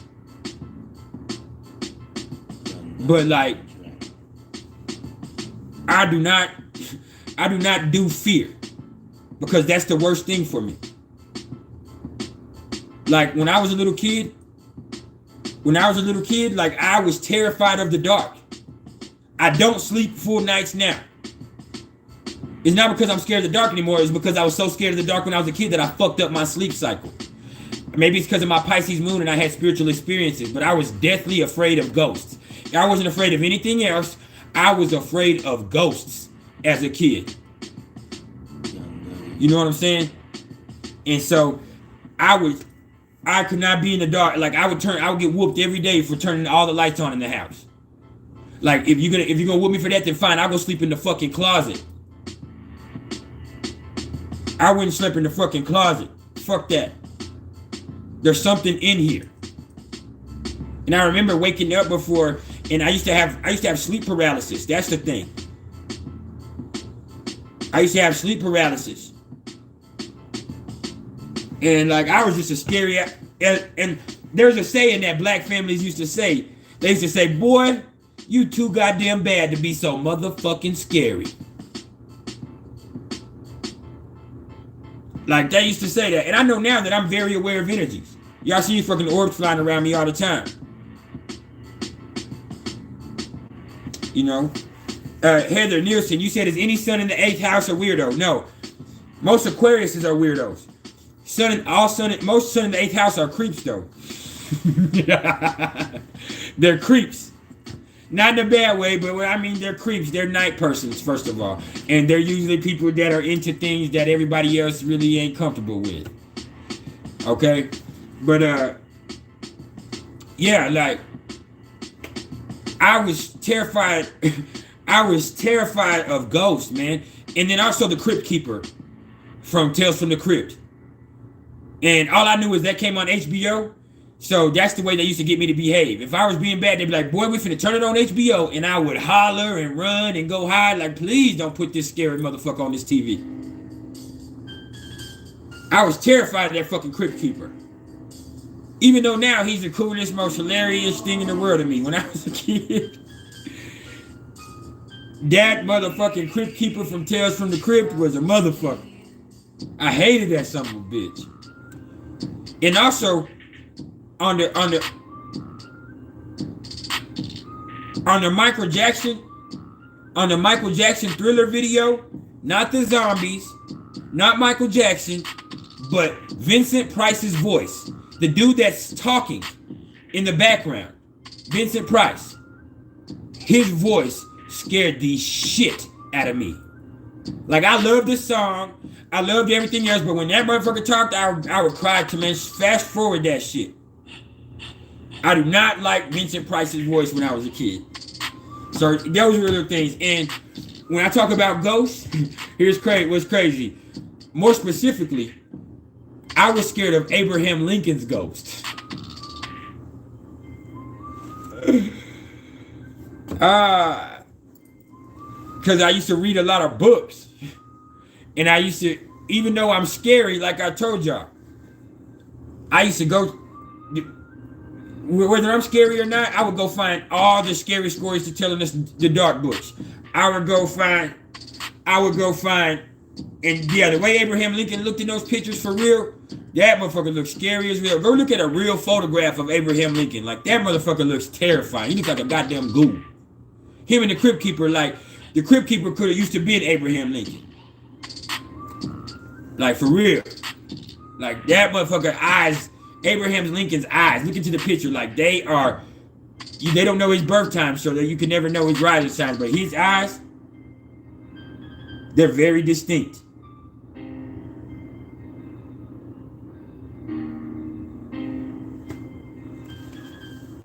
Very distinct.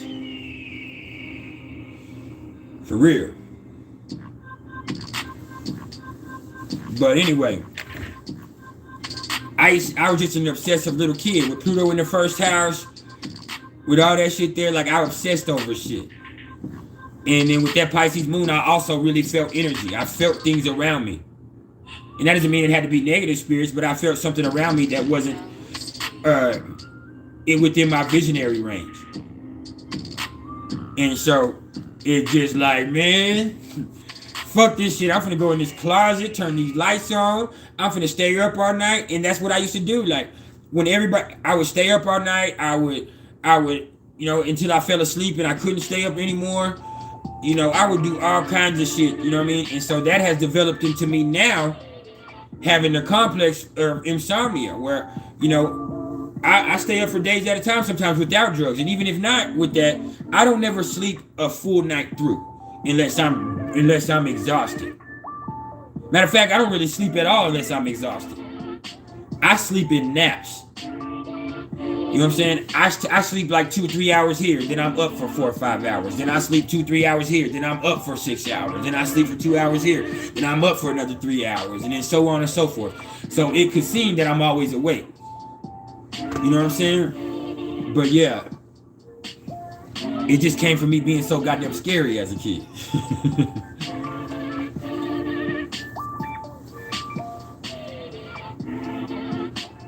I can't help it. That's how my sleep cycle's always been since I was a kid.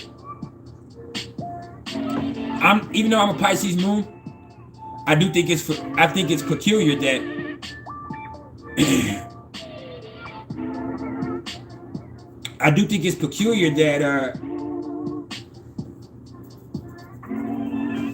I forgot that I don't like to sleep a lot. Yeah, that's what I was about to say. Like, I hate sleeping. I only sleep because I have to. Like, I got Uranus in the 3rd house, but like, I only sleep when I have to. Like, I hate, and I'm happy to wake up. Every time I wake up, I'm ecstatic about that shit. And I hate naps too. Even though I sleep in naps, I hate naps in the daytime. If I fall asleep, like if I get off this live right now, and I'm exhausted, which I am sometimes when I'm answering these questions and I'm giving out my energy and I'm accepting all this from y'all, like I would sometimes I just go over there to my couch and just crash right the fuck out. But as soon as I wake up 2 or 3 hours after that, I am pissed. Like, I do not like that shit. There went an orb again, y'all see it? Like, I'm pissed. I hate that shit. And not only am I a night owl, but like I said, I'm also a morning person.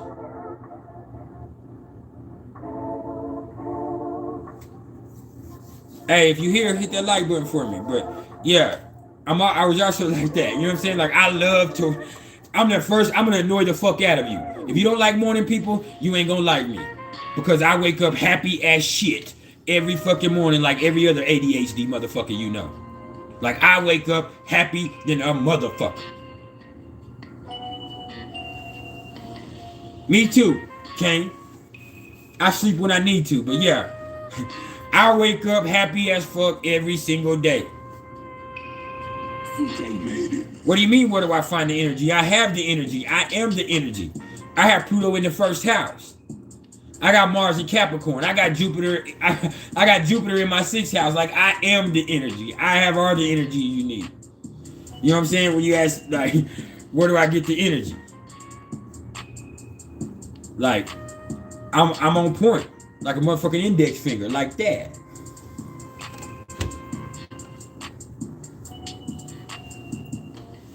I wake up just, and my Pisces moon is in the 5th house, Nino.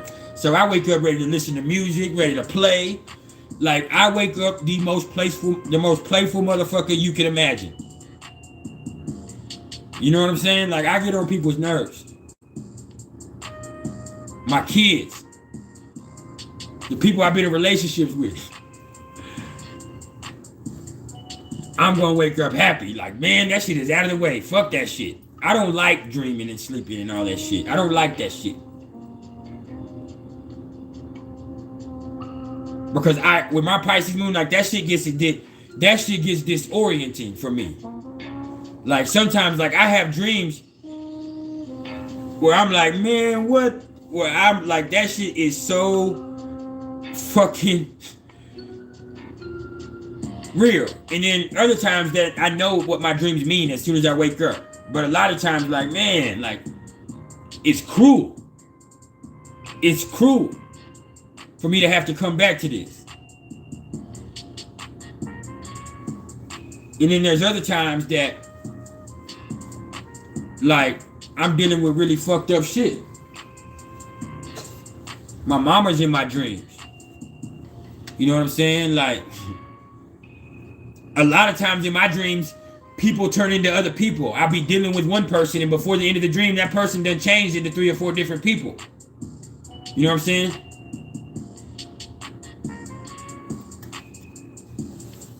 Like, you was gonna say what, Nino?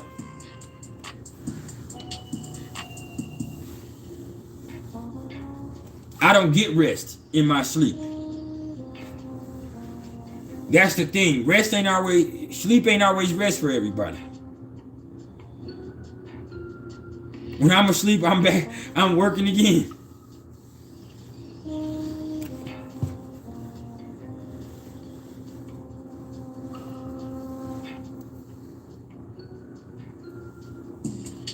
Sleep is something that's a stress for me. It's something that I have to make myself do. Like, bro, you have to make yourself go to sleep. You need to go to sleep.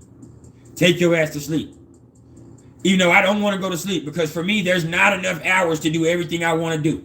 I want to be able to do everything I do with y'all. I want to be able to write 6 or 7 pages. I want to be able to do 2, 3, 4 readings. And then I also want to be able to go do my thing, listen to music and dance for 2 or 3 hours. I want to watch and see what's going on with the sports. I want to play with my kids.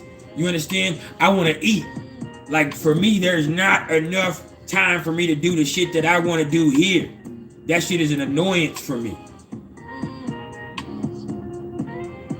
You know what I'm saying? I have to make myself do that shit. Like, and you also have to understand, with my moon being in the 5th house in Pisces, you have to understand, whatever house your moon is in, That's what you need to make you feel comfortable in life. Okay? That's where you find solace. That's your peace of mind. So with my moon being in Pisces in the 5th house, like I have to take time to play. I have to take time to play every single day. I gotta be able to listen to music and dance for a minute. You know what I'm saying? I have to be able to listen, to chill and play and do my thing for a minute.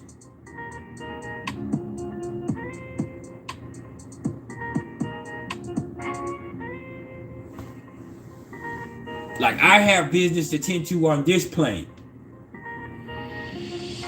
I can deal with that other shit another time.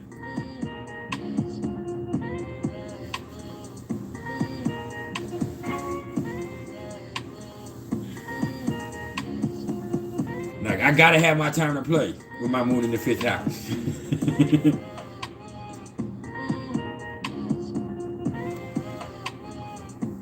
Like I get on my kids' nerves. I play more than my kids.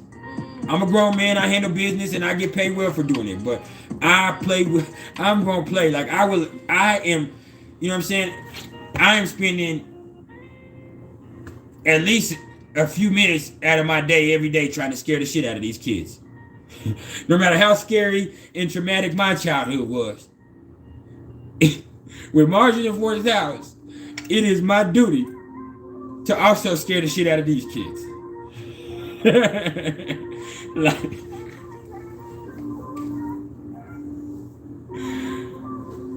I'm gonna play, and you know, thank goodness my daughter's not here. She don't have to deal with it, and these are just boys. Because I ain't doing nothing but making them into men and teaching them the right way and making them tough also in the process, and also helping them understand that, you know, you can still enjoy life, but they don't need that. What's up, Samir? Because my baby really don't need that, because the 2 older ones, like I said, they're my Gemini moons. And then my baby boy, the wrong thing. My baby boy, he's an Aquarius Sun Virgo moon with Pisces rising, so he lives in La La Land. He'll probably be a very serious person when he gets older. He'll probably be a very serious person when he gets older. But right now, as a 6-year-old, and him having his son in the 12th house, he is in La La Land. And he don't do shit he don't want to do. With Mars, Venus, Uranus, and Neptune all conjunct his ascendant, he don't do shit he don't want to do at all. Now with that Aquarius Sun and that Virgo moon, he's very something else. And then the Gemini moon ones,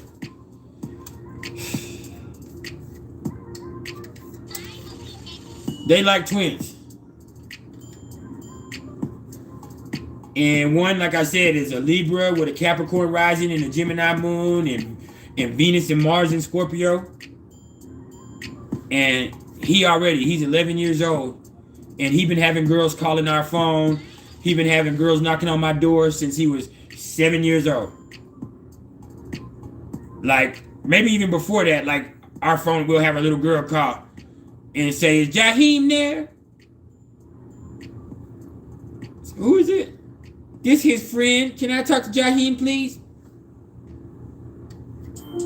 So yeah, Jaheim, we in for it.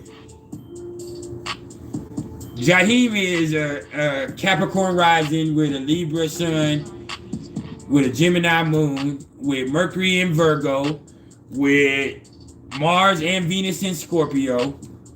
And I don't know, I can't remember the rest, but that's not important, really important. He has a whole bunch of second house energy. He has Lilith. He has Lilith and all kinds of stuff going on in it. Pluto in the second house, so he's gonna get money too. And he's a Libra sun, a Gemini moon. He's very effeminate,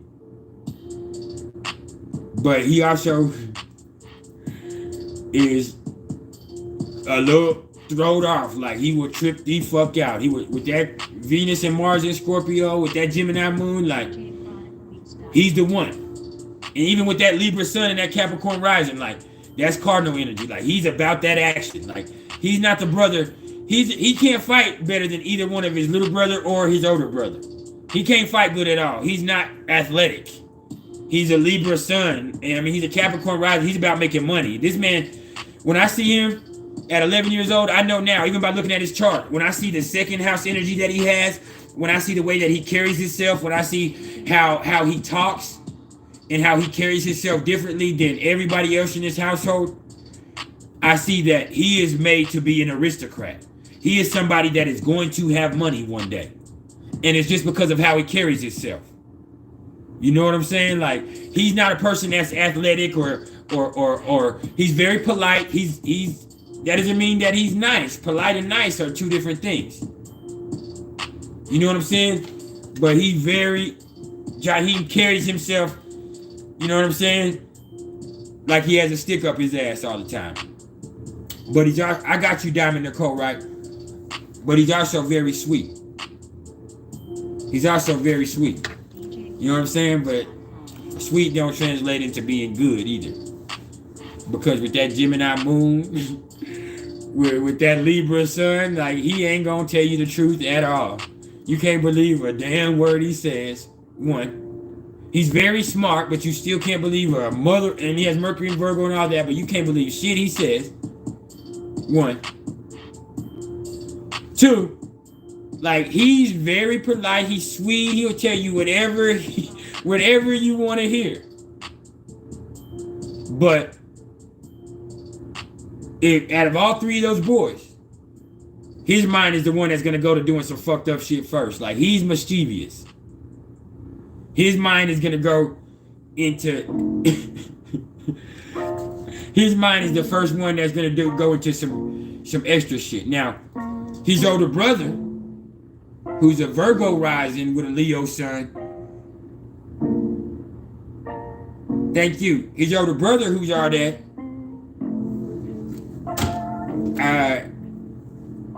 Let me think. Jacane, his older brother Jacane, he's 12. He's a Virgo rising, Leo sun, Gemini moon, with Mercury in Virgo, with Venus in Cancer, and Mars in Gemini. And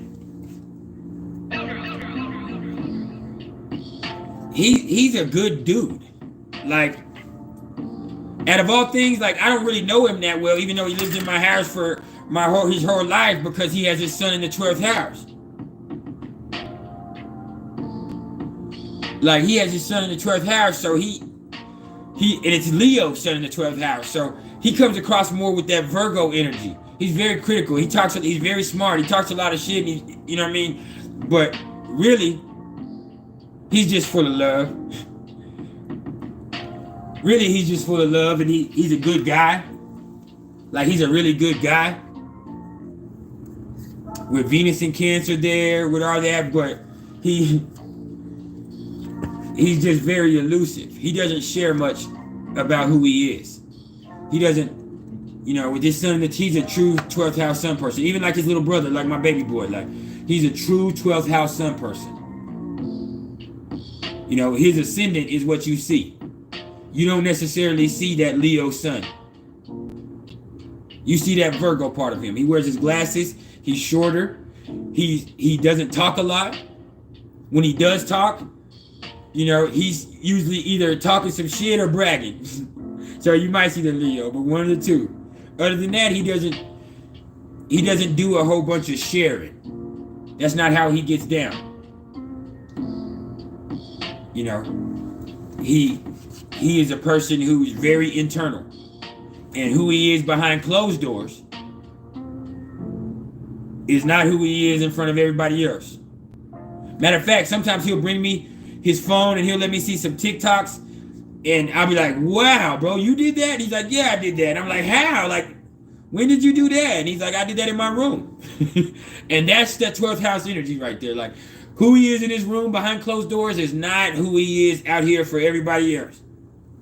You know what I'm saying? Like, when he's in his room behind closed doors, he's extremely creative.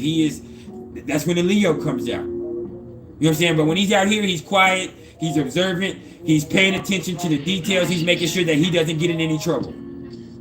He's also a leader, so that might be where that Leo sun is. But that's all he's doing is he's making sure that he's always making sure he's on his P's and Q's. He does not get in trouble other than whooping somebody's ass. That's when that Leo sun comes out also. Like once or twice a school year, I'll get a call from the school where there's a highlight of him whooping the dog shit out of somebody. And I ain't seen him lose yet. That don't mean he can't lose. He does just how he gets down. And it's never because of something he did. It's because of somebody messing with one of his friends, or because of somebody disrespecting him, or because somebody hit him. And I don't know if they think because he's short or because whatever that but he's from West Texas. And we handle ourselves a certain way. So no, matter of fact, he's from East Texas. I'm lying. But he's from Texas, goddamn. Anyway. But, and then, yeah, once or twice a school year, you're going to get that call and he done mashed the gas on somebody. Other than that, he doesn't get in trouble. He doesn't get in trouble at home. He doesn't do anything wrong unless his brothers get him in trouble. Like, he's very responsible. He's not disrespectful. He just is always on his P's and Q's. And I trust him. And it's important to him that I trust him. Because that's the times that I've upset him is when I told you, bro, like, I can't trust you. Like, now I can't trust you or what? If I start tripping on him like that, like, he's going to start crying. It's going to hurt his feelings. And then with Venus in Cancer, like, his family is everything. You know what I'm saying? His family is everything.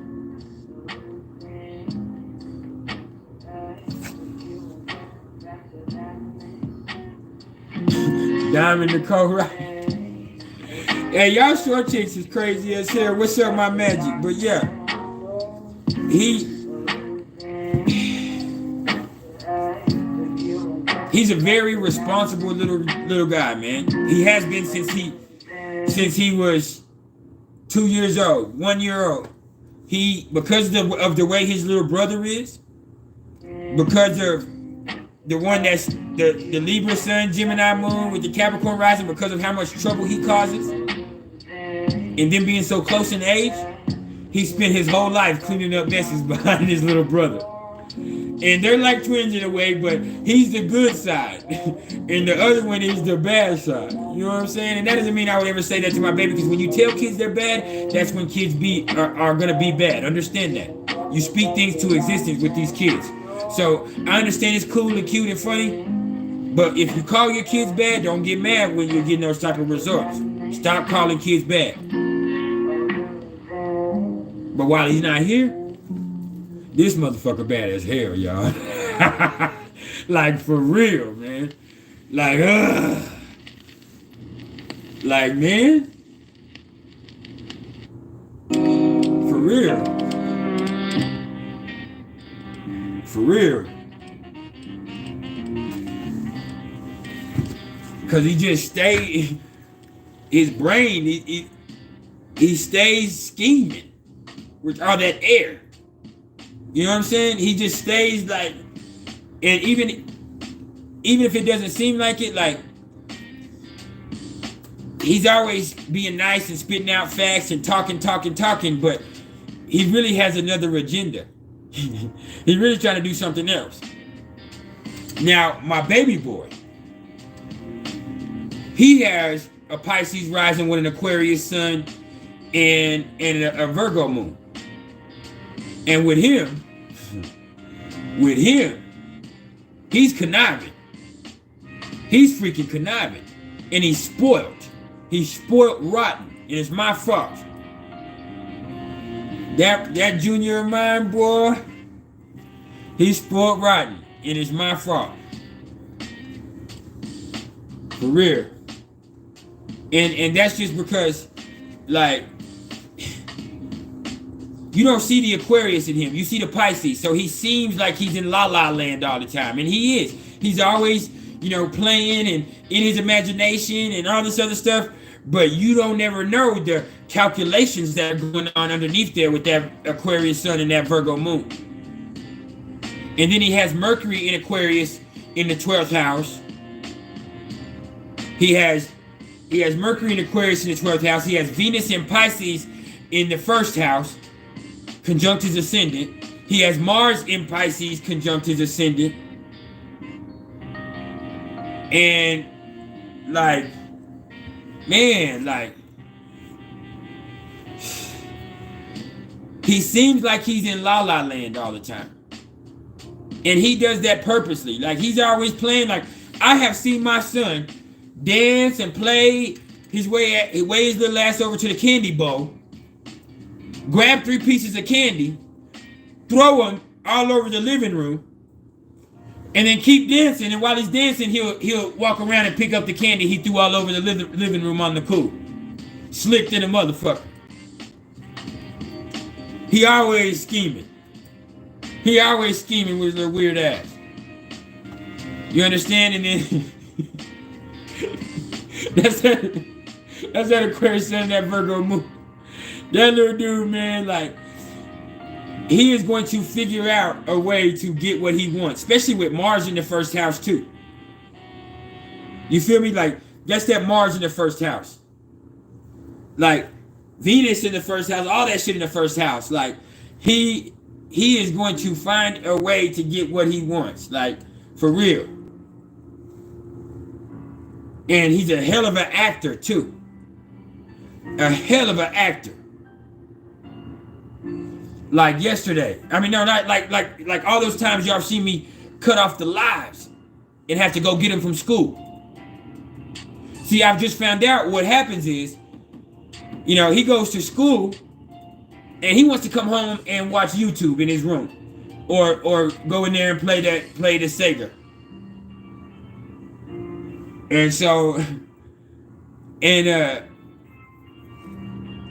so he will go to the nurse's office and say he's sick, and they'll say, okay, well, just chill here for a minute and see if you feel any better.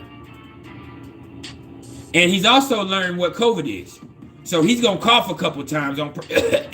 He's going to hit up a couple coughs for him. He's going to sit in there. He's going to sit in there. And then they're going to ask him, you feel any better? And he's going to say, nope, I don't feel any better. And then they'll call me. I'll be to the school. I'll look at him. He looks sick. I'll get him home, and understand his school is only 3 blocks away. So I walk to his school to get him. When I leave these lives, I'm not jumping in my car. I don't need to. His school is 3 blocks away. So I walk right up there and go get him every time. No matter what it is, rain, sleet, or snow. I'm just going to take my umbrella. I'm going to put my jacket on. I'm going to walk right up there and get him. And that's just how I get down. You know what I'm saying? There's no point. It's 3 blocks, and I love it outside. You know what I'm saying? I live in a beautiful area. I can see the mountains from my balcony. And so I mob up there and go get him. So on the way we're mobbing home, he's walking slow. He's sick. He just fucked up. Man. We get to this house. This little summer girl practically dances in this motherfucker. He done hit every move in this bitch. He in here talking about what we finna do. He asking me what we finna do. You know what I'm saying? Like,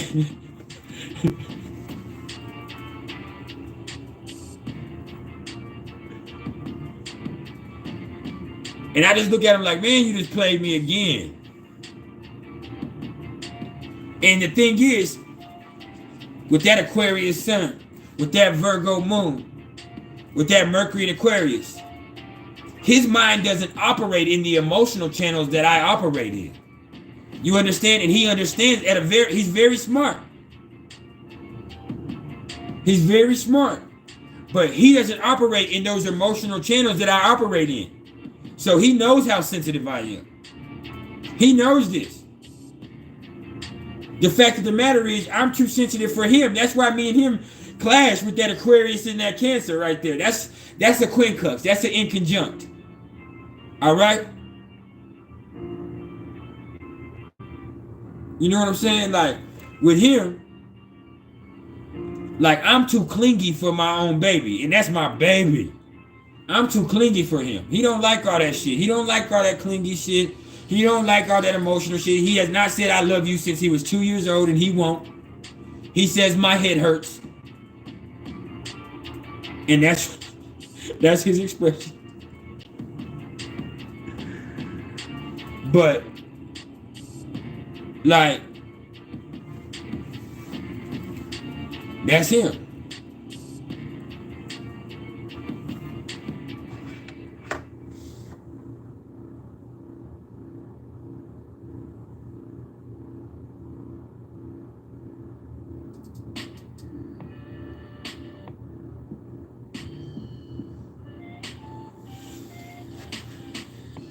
Ooh, Nino, you love attention, don't you? Now, who asked me a question a second ago about Neptune?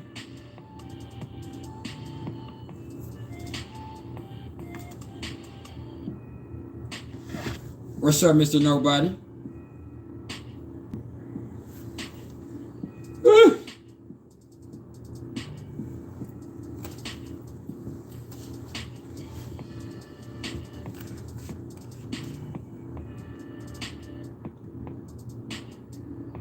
I don't know nothing about no Kanye West. I don't like Kanye West, although he's another Pisces moon. I don't fool with Kanye. I don't fool with Kanye. Kanye is tender dick. And I ain't got no taste for that. Try Joe Hizzer.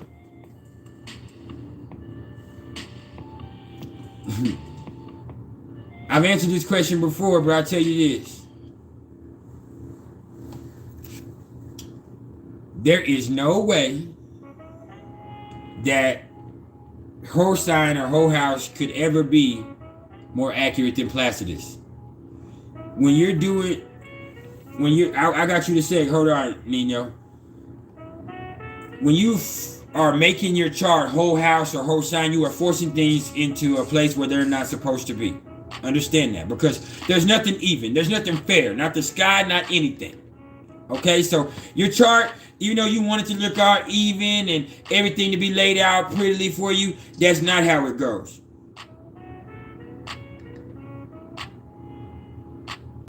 See, look at this shit, y'all. Bro, do not ever come in here and my shit talk about that shit. The robots came out for real.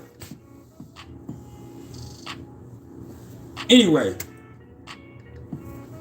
like, Placidus is the natural flowing of a chart. So I always recommend Placidus. I understand that you might resonate with, I understand that you might resonate more with your whole house or whole sign placements. But you resonating with them more does not make them more attractive. I mean, make them more accurate. I said attractive. More accurate. Okay?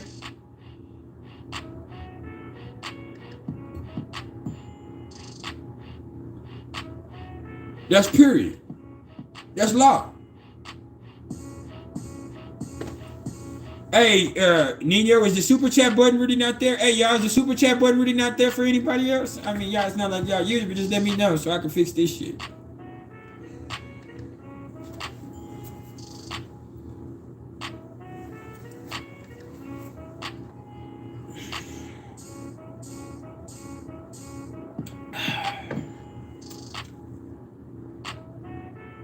All right, we good then.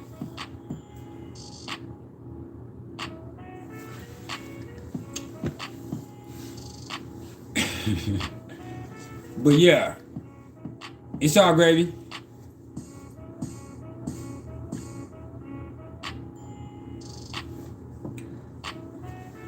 But yeah, man. Now, who asked me something about Neptune and Aquarius or something just a second ago? Did you say Neptune and Aquarius in the 11th house?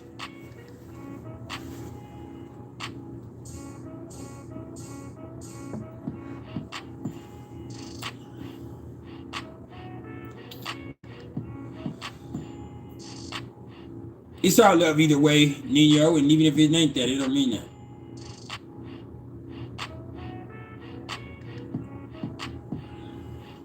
You said, what does it mean that if you have... Yes, I have PayPal too. The PayPal link is in the description also. But yeah, what does it mean if I have double signs in my houses? What's up, Kisela? Nothing. All of my houses have 2 signs in them. It means that your rising wasn't at 0 degrees. That's really what it means. A lot of people are going to tell you a lot of different stuff, but some will say that you're a true cusper. Some will say that, like, my houses are split right down the middle. Okay, because I'm a 16-degree Libra rising. So all of my houses are split right down the middle. So my first house is half Libra, half Scorpio. My second house is half Scorpio, half Sagittarius. My third house is half Sagittarius, half half Capricorn. My fourth house is half Capricorn, half Aquarius. My fifth house is half Aquarius, half Pisces. My sixth house is half Pisces, half Aries. My seventh house is half Aries, half Taurus. My eighth house is half Taurus, half Gemini. My ninth house is half Gemini, half Cancer. My 10th house is half Cancer, half Leo. My 11th house is half Leo, half Virgo. My 12th house is half Virgo, half Libra. You understand? So with me, like, Reefer, what's cracking, homie? Don't come in here tripping, Reefer. We got robots in here monitoring us right now. We can't come in here tripping.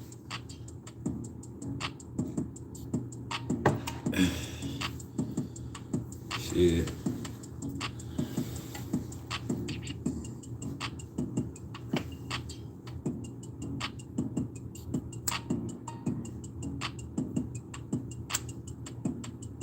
You said, what if your rising is at 17 degrees rather than 16 degrees like mine? Then this is gonna kind of sound pompous, but to be honest with you, bro, it just means that your rising is at 17 degrees.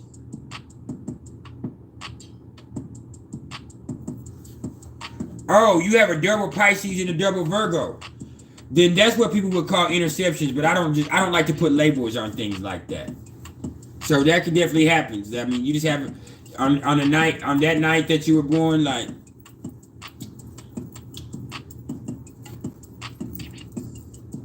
that's just the way things played out in your chart, man.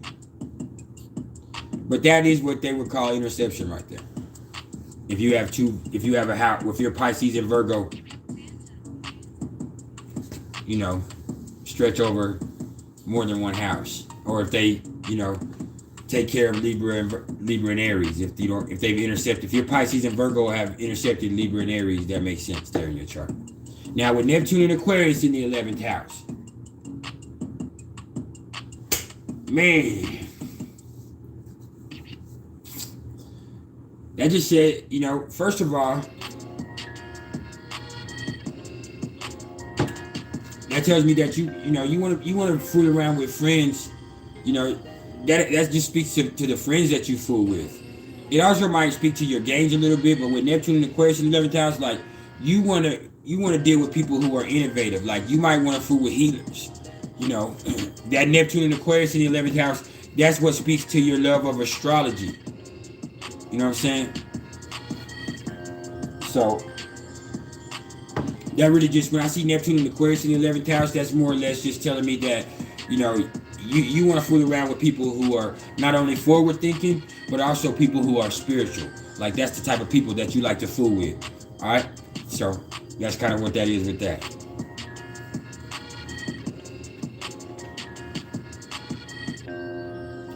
I absolutely do full chart in-depth readings.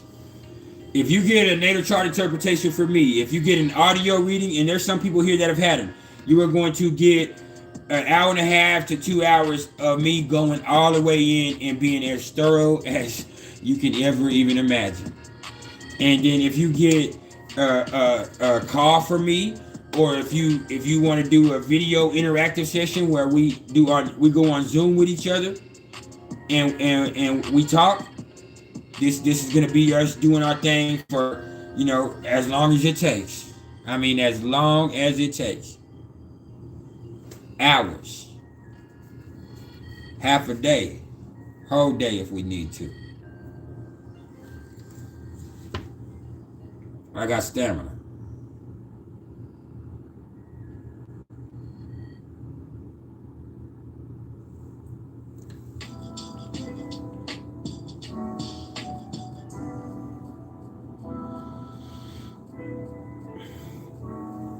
Self-love. I'm actually gonna do yours today, so you can look for it by tomorrow.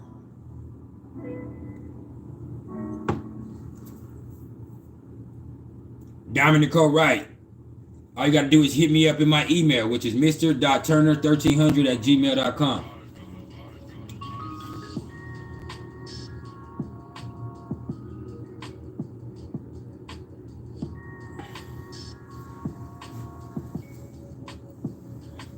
Y'all don't love me though. I'm not fucking with you, Nino.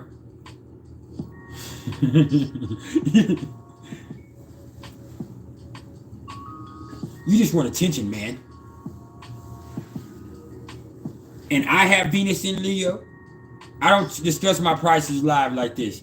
If my prices are, I have a set price, and all you gotta do is hit me up and I'll shoot you a price list. But I won't do that. I don't do this. But yeah, what you forget, Nino, is I love you, fam. But I have Venus in Leo. I have Mercury in Leo, and it's in my 10th house. So look, I love you too. But so look, this is my show.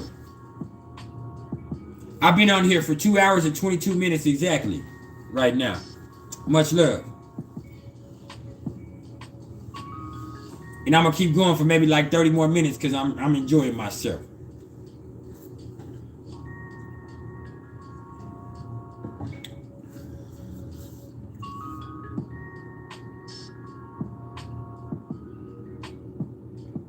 Reefer,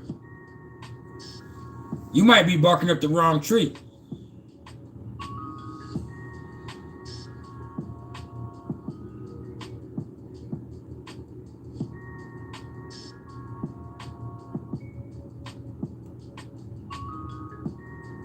What's up, Lakim? House of Intuition.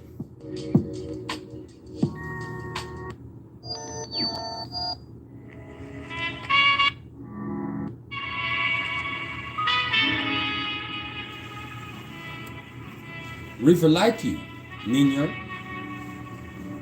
Tell him what's up.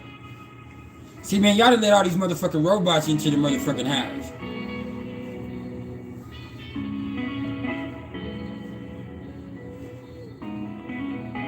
Reefer. Is you gonna spend something though? Is you gonna spend something though?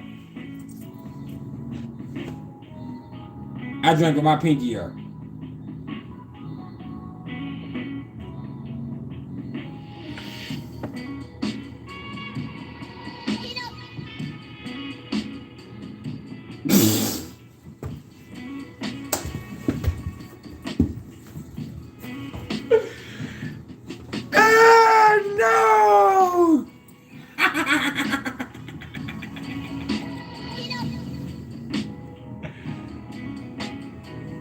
Reefer, what the fuck?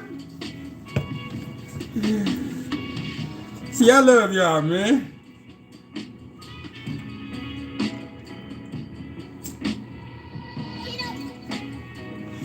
Say, man, what y'all smoking on?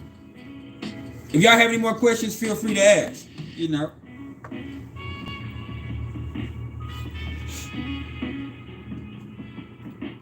This right here. This is called Doc's Cake. It's an indica. It's beautiful. What else we got? What else we got? Hold on. This right here.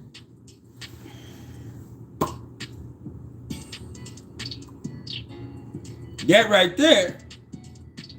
That's called rare candies.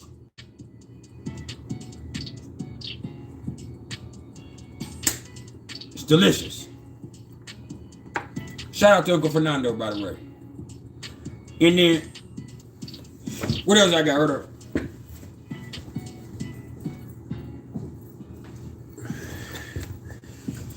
Then, what the fuck, reefer? Then, this right here, just a little bit of OG Kush.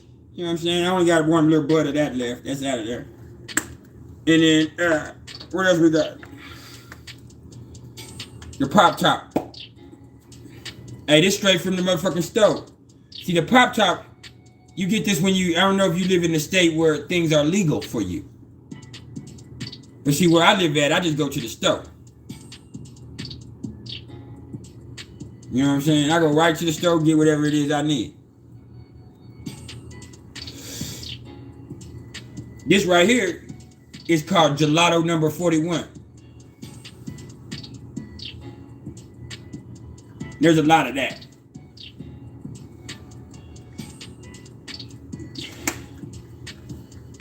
And then this little bit right here, this is some stanky right here.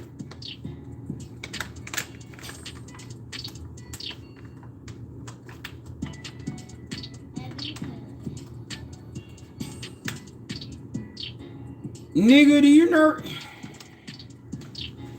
Nino. I can't even open this shit, but yeah. This is some lemon icing.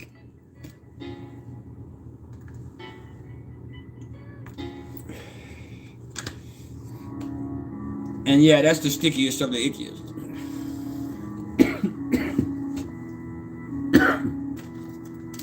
And once again, I stay blunted. I stay blunted. Ready.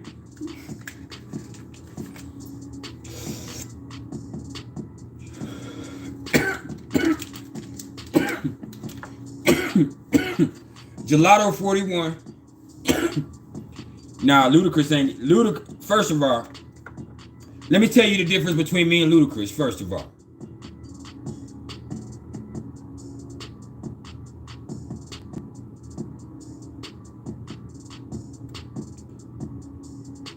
I ain't got a trout mouth. I ain't got a trout mouth. That's the difference between me and Ludacris. I ain't got a trout mouth.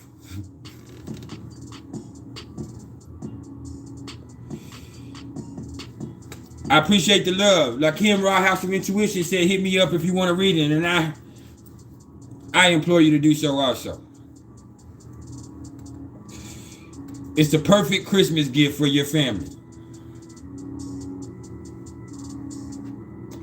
Yeah, Gelato 41, this is a hybrid, like 29%. Doc's Cake is an indica, 30%. OG Kush, it's a hybrid, 33%. Banger. We'll blow your wig back. Let me see what else. Rare Candies, an indica.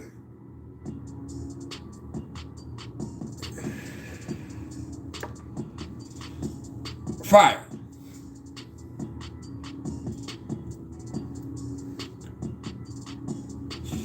No, I don't got no gummies. I have to still be functionable. If I ate a gummy, I'll probably be in here tripping, thinking that what's up? I got you, OG Stepper. If I ate a gummy, I'd probably be in here thinking I was dying and shit. Like every time I eat a gummy or I eat too many motherfucking edibles, I'll be in here too high. I'll be in here swear to God, I want to go to the hospital because I swear to God, I'm dying in this motherfucker every time. So fuck that.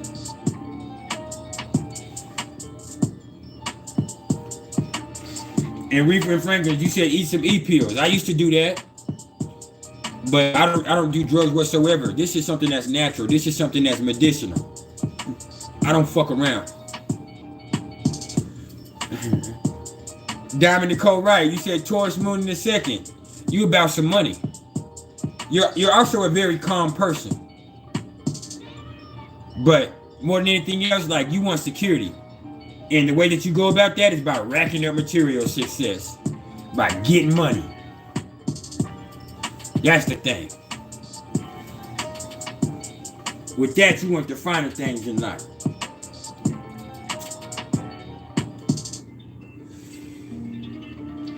Floyd Mayweather. That's a Taurus moon. That's a Taurus moon in the second house.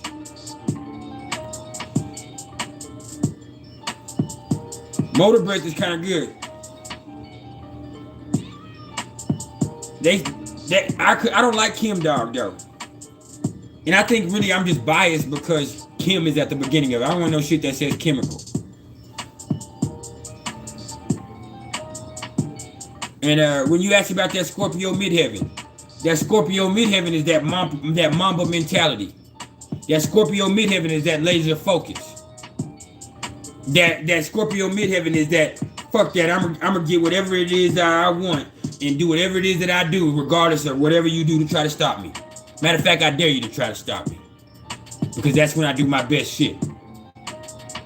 That's that Scorpio midheaven. That's that Mamba mentality.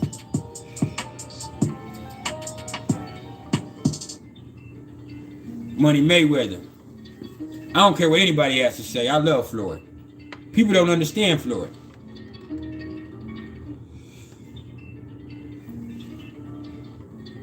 People don't understand Floyd.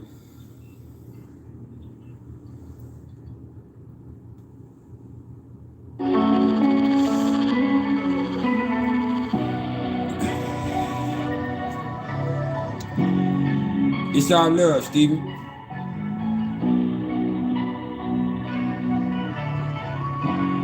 Hell no. You can't. The moons. What do you mean they look like beasts or are beasts? What do you mean by beasts? You have to define that, because the moon is exalted in Taurus. It's the best place for the moon. Exactly. I've been trying not to get in y'all business, but Reefer, you barking up the wrong tree, bro. That's a dude, bro. I've been trying to tell you this the whole time. I've been trying not to tell you that the whole time. I've been waiting for you to find out on your own. But bro, that's a guy, bro. You tripping. Nino. Oh, he knows that. Oh, I know he knows. Nino. Oh, when you're talking in Spanish, that is a masculine.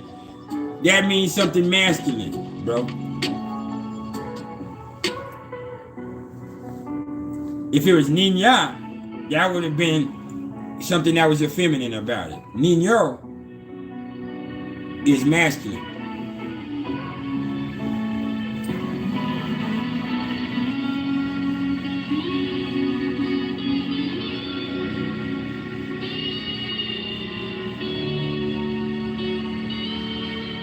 Exactly. Niño means boy.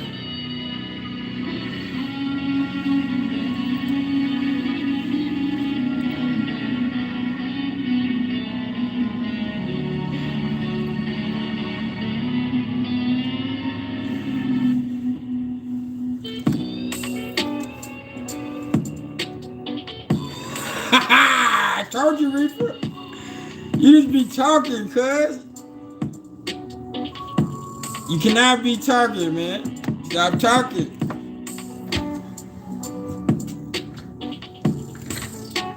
I told you, man.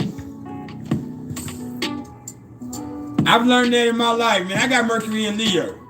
I done put my foot in my mouth so many motherfucking times. You understand? So you have to learn how to pay attention to shit first before you speak. With Venus sextile to Jupiter. Hey man, that's a beautiful placement. That means that, first of all, not only will you probably be lucky in relationships, but like you want somebody that you can learn from. And together, like y'all could really make a lot of fortune together with Venus sextile to Jupiter. You understand? And it's just about, you know, just enjoying it. And both of y'all together, that right there is a meeting of two energies that could end up, you know, being profitable for both of y'all. And I said profitable for a reason, because Venus is there.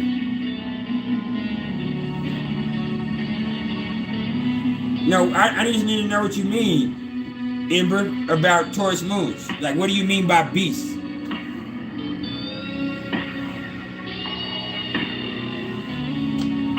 You feel me? That nigga said, damn, you Nino Brown, he'll take that loss.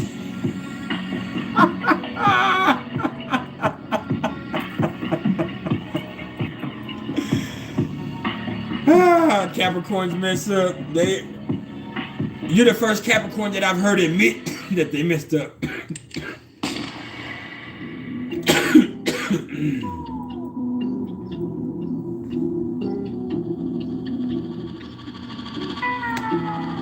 All right, what I say? Sky.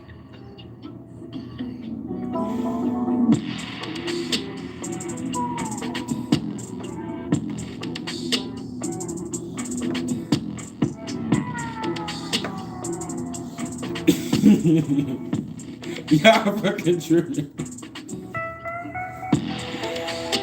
Hey man, y'all made my day today, bro. With Jupiter square to the midheaven. Hey man.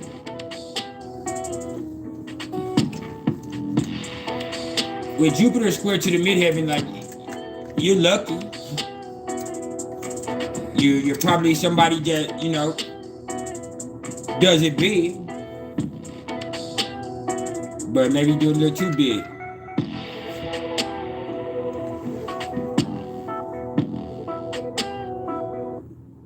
You know.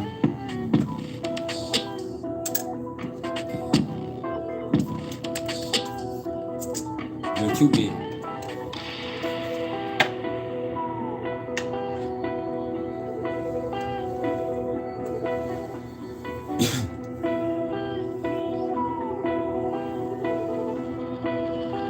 Y'all crazy, man.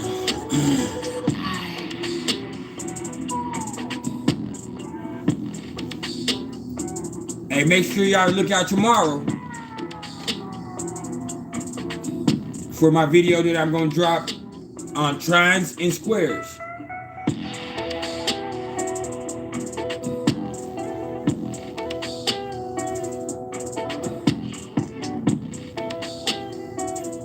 I don't know too many Capricorns that gonna admit they're wrong, man. Just like Ember says, she said she seen a meme that said, and y'all think a Capricorn died for y'all sins? Really?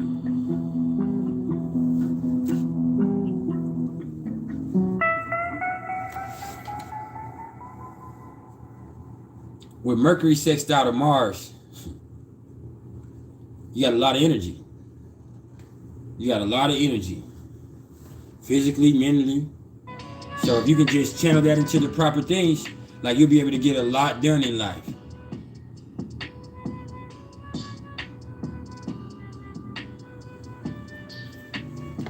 You'll be able to get a lot done in life.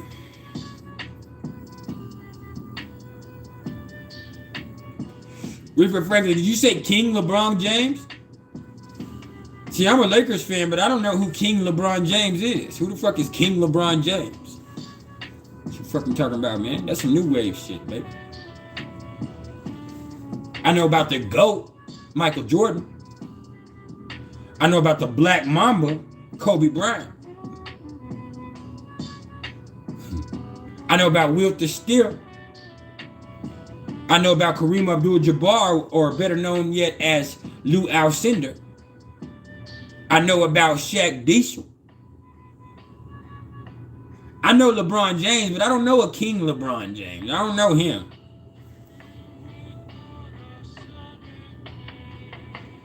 I don't know him. I don't know him.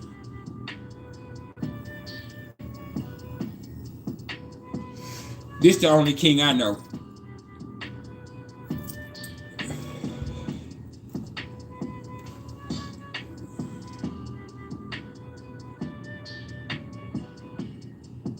I don't know what is King James for. I'm a Lakers fan, but I ain't never liked LeBron James. Saturn trine to the midheaven. You're an extremely hard worker, OG Stepper. You're a hard worker, and you're seen as a hard worker by other people, and you're seen as somebody who's responsible from the public. Appreciate your love, Kashayla. Just a second, I got you. You know what I'm saying? So because of all that, even though you might not want to work with anybody because you're so responsible that you just rather work by yourself because you don't really know if you can trust anybody else. That's the thing with that. Like, you don't really know if anybody else can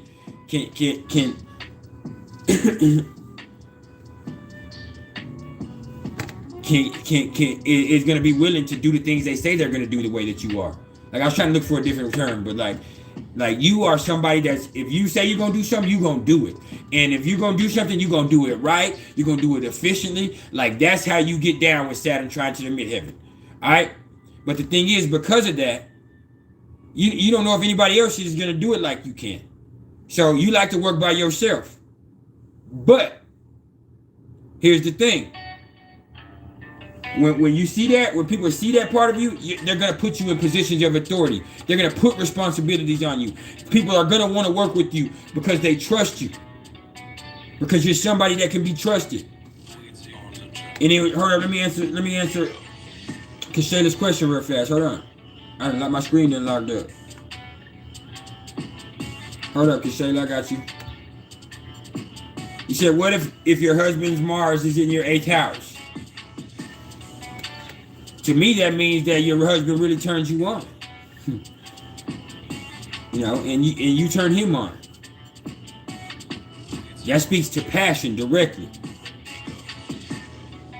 That speaks to y'all really, you know, being in tune on that primordial level. Hold on, I'm not getting to that yet. You haven't let me get to everything yet. Now, with Mars, you said, I thought it meant he'd be in my pockets. It could mean that. Understand that the 8th house is other people's money and other people's resources.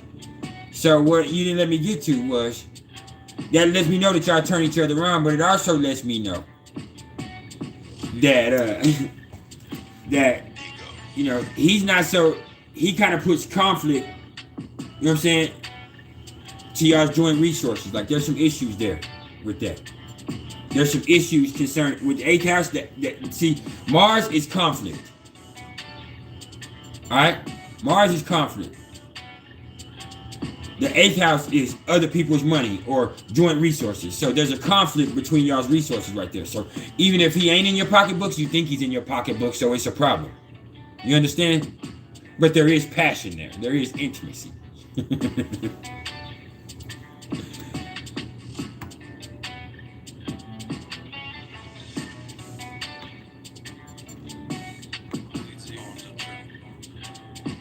Hold on, yeah.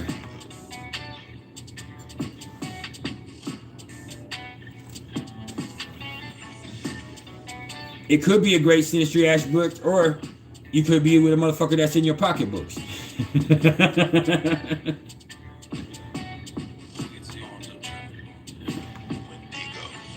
So, I mean, which way you want to look at it?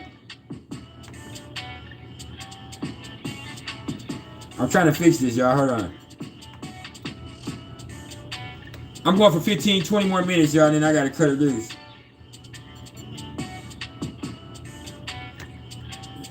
There we go.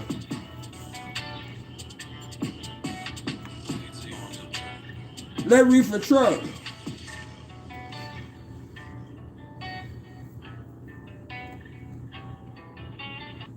Every beat I fuck with is clean, fam.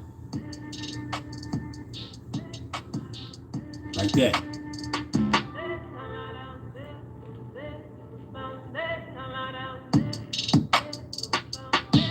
Yes, sir. What is?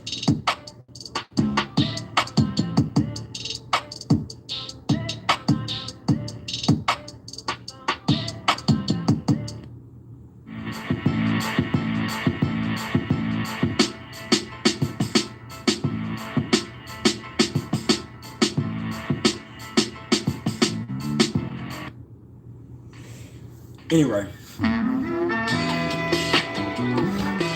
Thank you. Appreciate the love. Oh, Lord.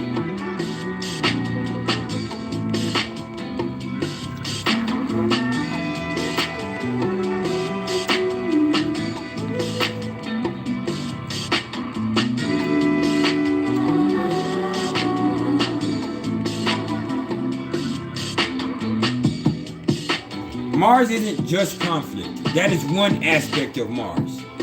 Okay, don't get that twisted. Mars can represent conflict. Mars is energy. Mars is passion. Mars is your inherent sense of determination, but it can also represent conflict.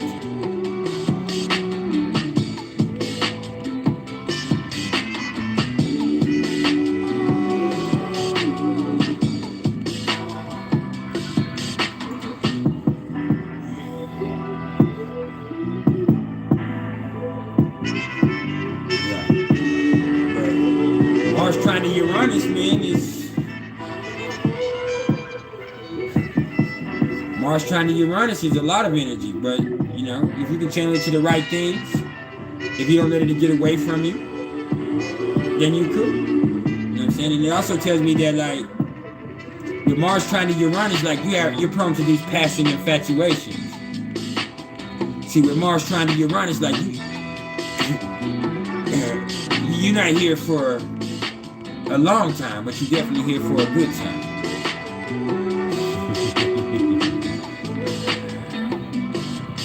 Yeah.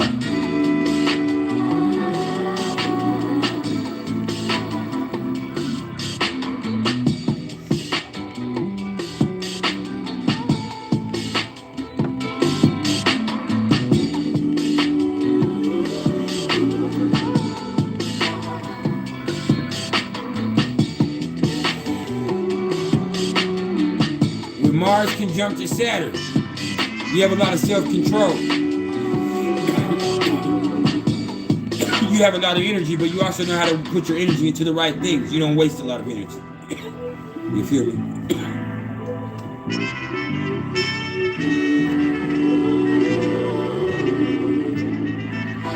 Yeah. Tomorrow, I'm dropping the video. Tomorrow morning, first thing. It's already recorded. It's already ready. I'm going to drop my video tomorrow on triangles and squares. And then on Saturday, and it's already done too, because I do a whole day of production on my pre-recorded videos. So on Saturday, I'm gonna drop a video on sextiles and quincunxes or inconjunctions, which is the same thing as quincunx.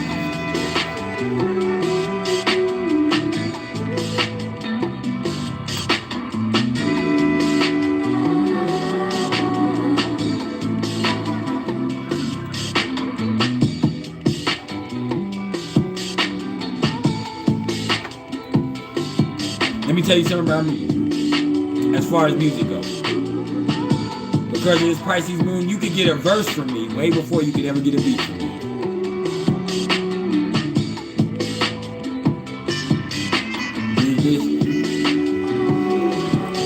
My beats are my heart. My beats is also like, that's that $1 million ticket at some point.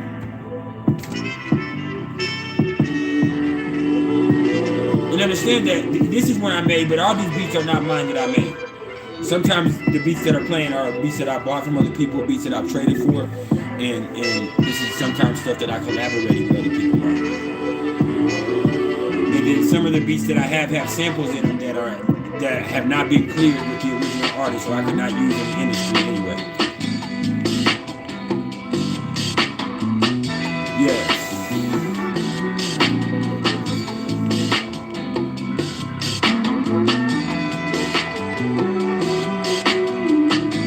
Yes, I did, Kashay. This is a sample from some 70s shit I got put in there.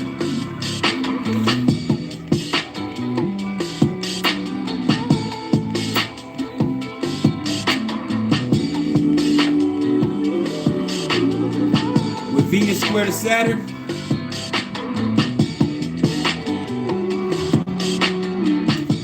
Venus square to Saturn, you take yourself a little bit too seriously. And you want a serious relationship and shit, but here's the thing, when are you going to allow yourself to enjoy yourself? With Venus square to Saturn, you might see yourself get into relationships that are for the situation more than for the feeling. And while that's cool, eventually, at some point, you know, you're going to have to figure out which one is more important to you. Stability or love. Because with Venus square to Saturn, they're usually not going to come together. All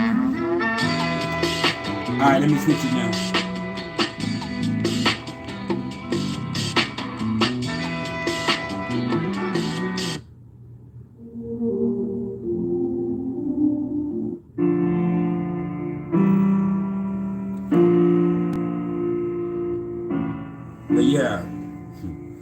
With Venus square to Saturn, like, you take everything seriously. You don't never allow yourself to enjoy yourself. You have to learn to allow yourself to enjoy yourself, and then maybe people will be able to enjoy you also.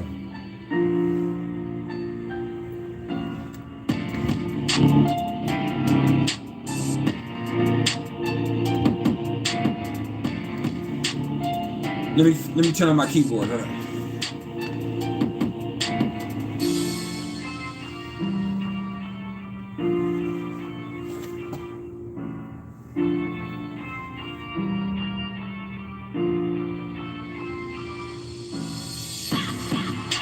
Reefer.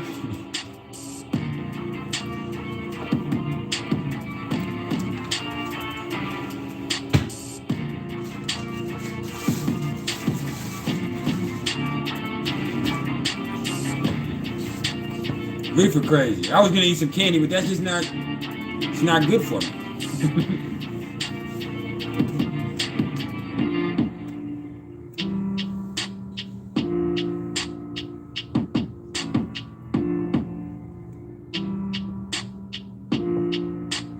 Oh, here you go. You done switch.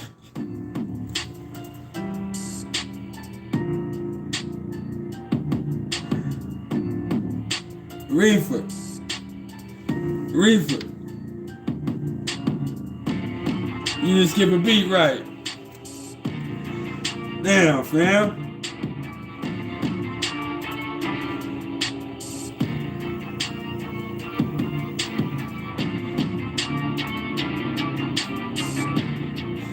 Hey, Moon in Libra, square Sun in Cancer in the 4th house.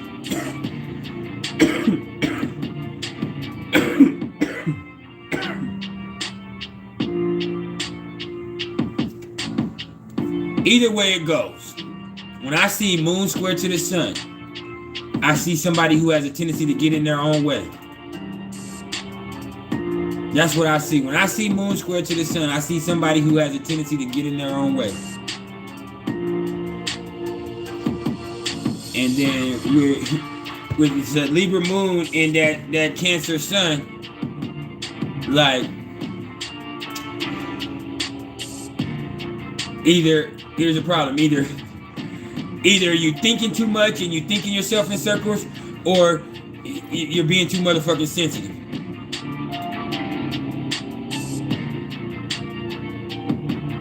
Like, either way, you be getting in your own way.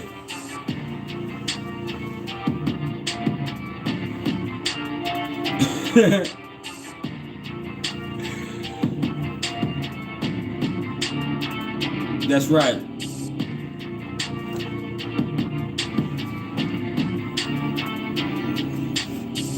And see, I have my moon trine to my sun, so I'm my own best friend. There's a difference. You dig? It's when I start getting involved in other people's bullshit with my Pisces moon that I end up getting myself sucked into some type of motherfucking, you know what I'm saying, drug addiction or motherfucking fucked up situation sexually or some type of shit. So I'm my own best friend. When I'm sticking to me, I'm good. When I'm in here with me and my camera, my studio, my keyboard right here, my equipment right here, my microphone right here, like, I'm straight. But it's when I involve myself in other people's bullshit directly that shit starts fucking me up.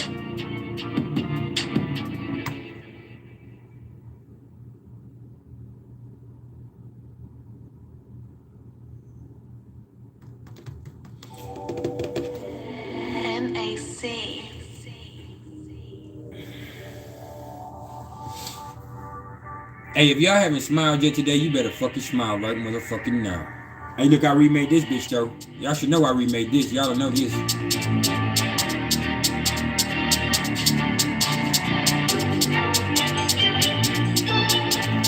Yeah, I ain't Dre, but I did it all right.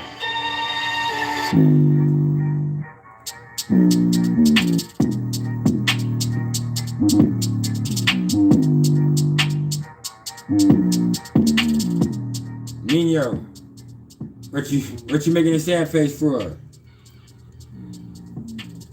Hey. Damn, I'm in trouble. Anyway, with Chiron square to the Leo North Node, like, whatever happened when you were young is keeping you from feeling confident in yourself. But in order for you to get to your Leo North Node, you have to start feeling confident in yourself, because it's your destiny to feel confident in yourself and to be creative and to just, you know, to let yourself shine. You understand? What do I think of spell work?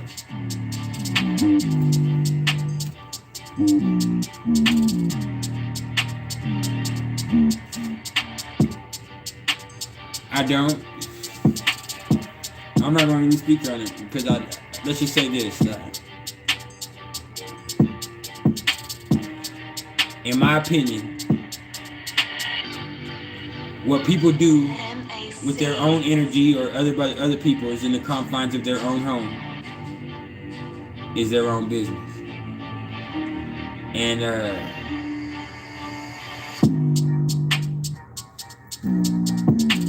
that's not to say that I think anything negatively about it at all whatsoever, or that that I don't know anything about it myself. Let's just say that. Let's just say that, that's not something that I'm going to speak on. That's a private matter.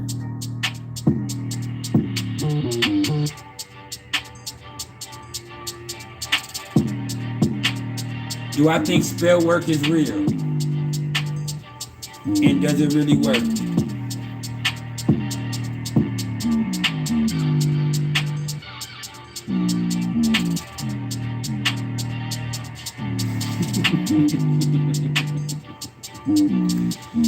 Oh man,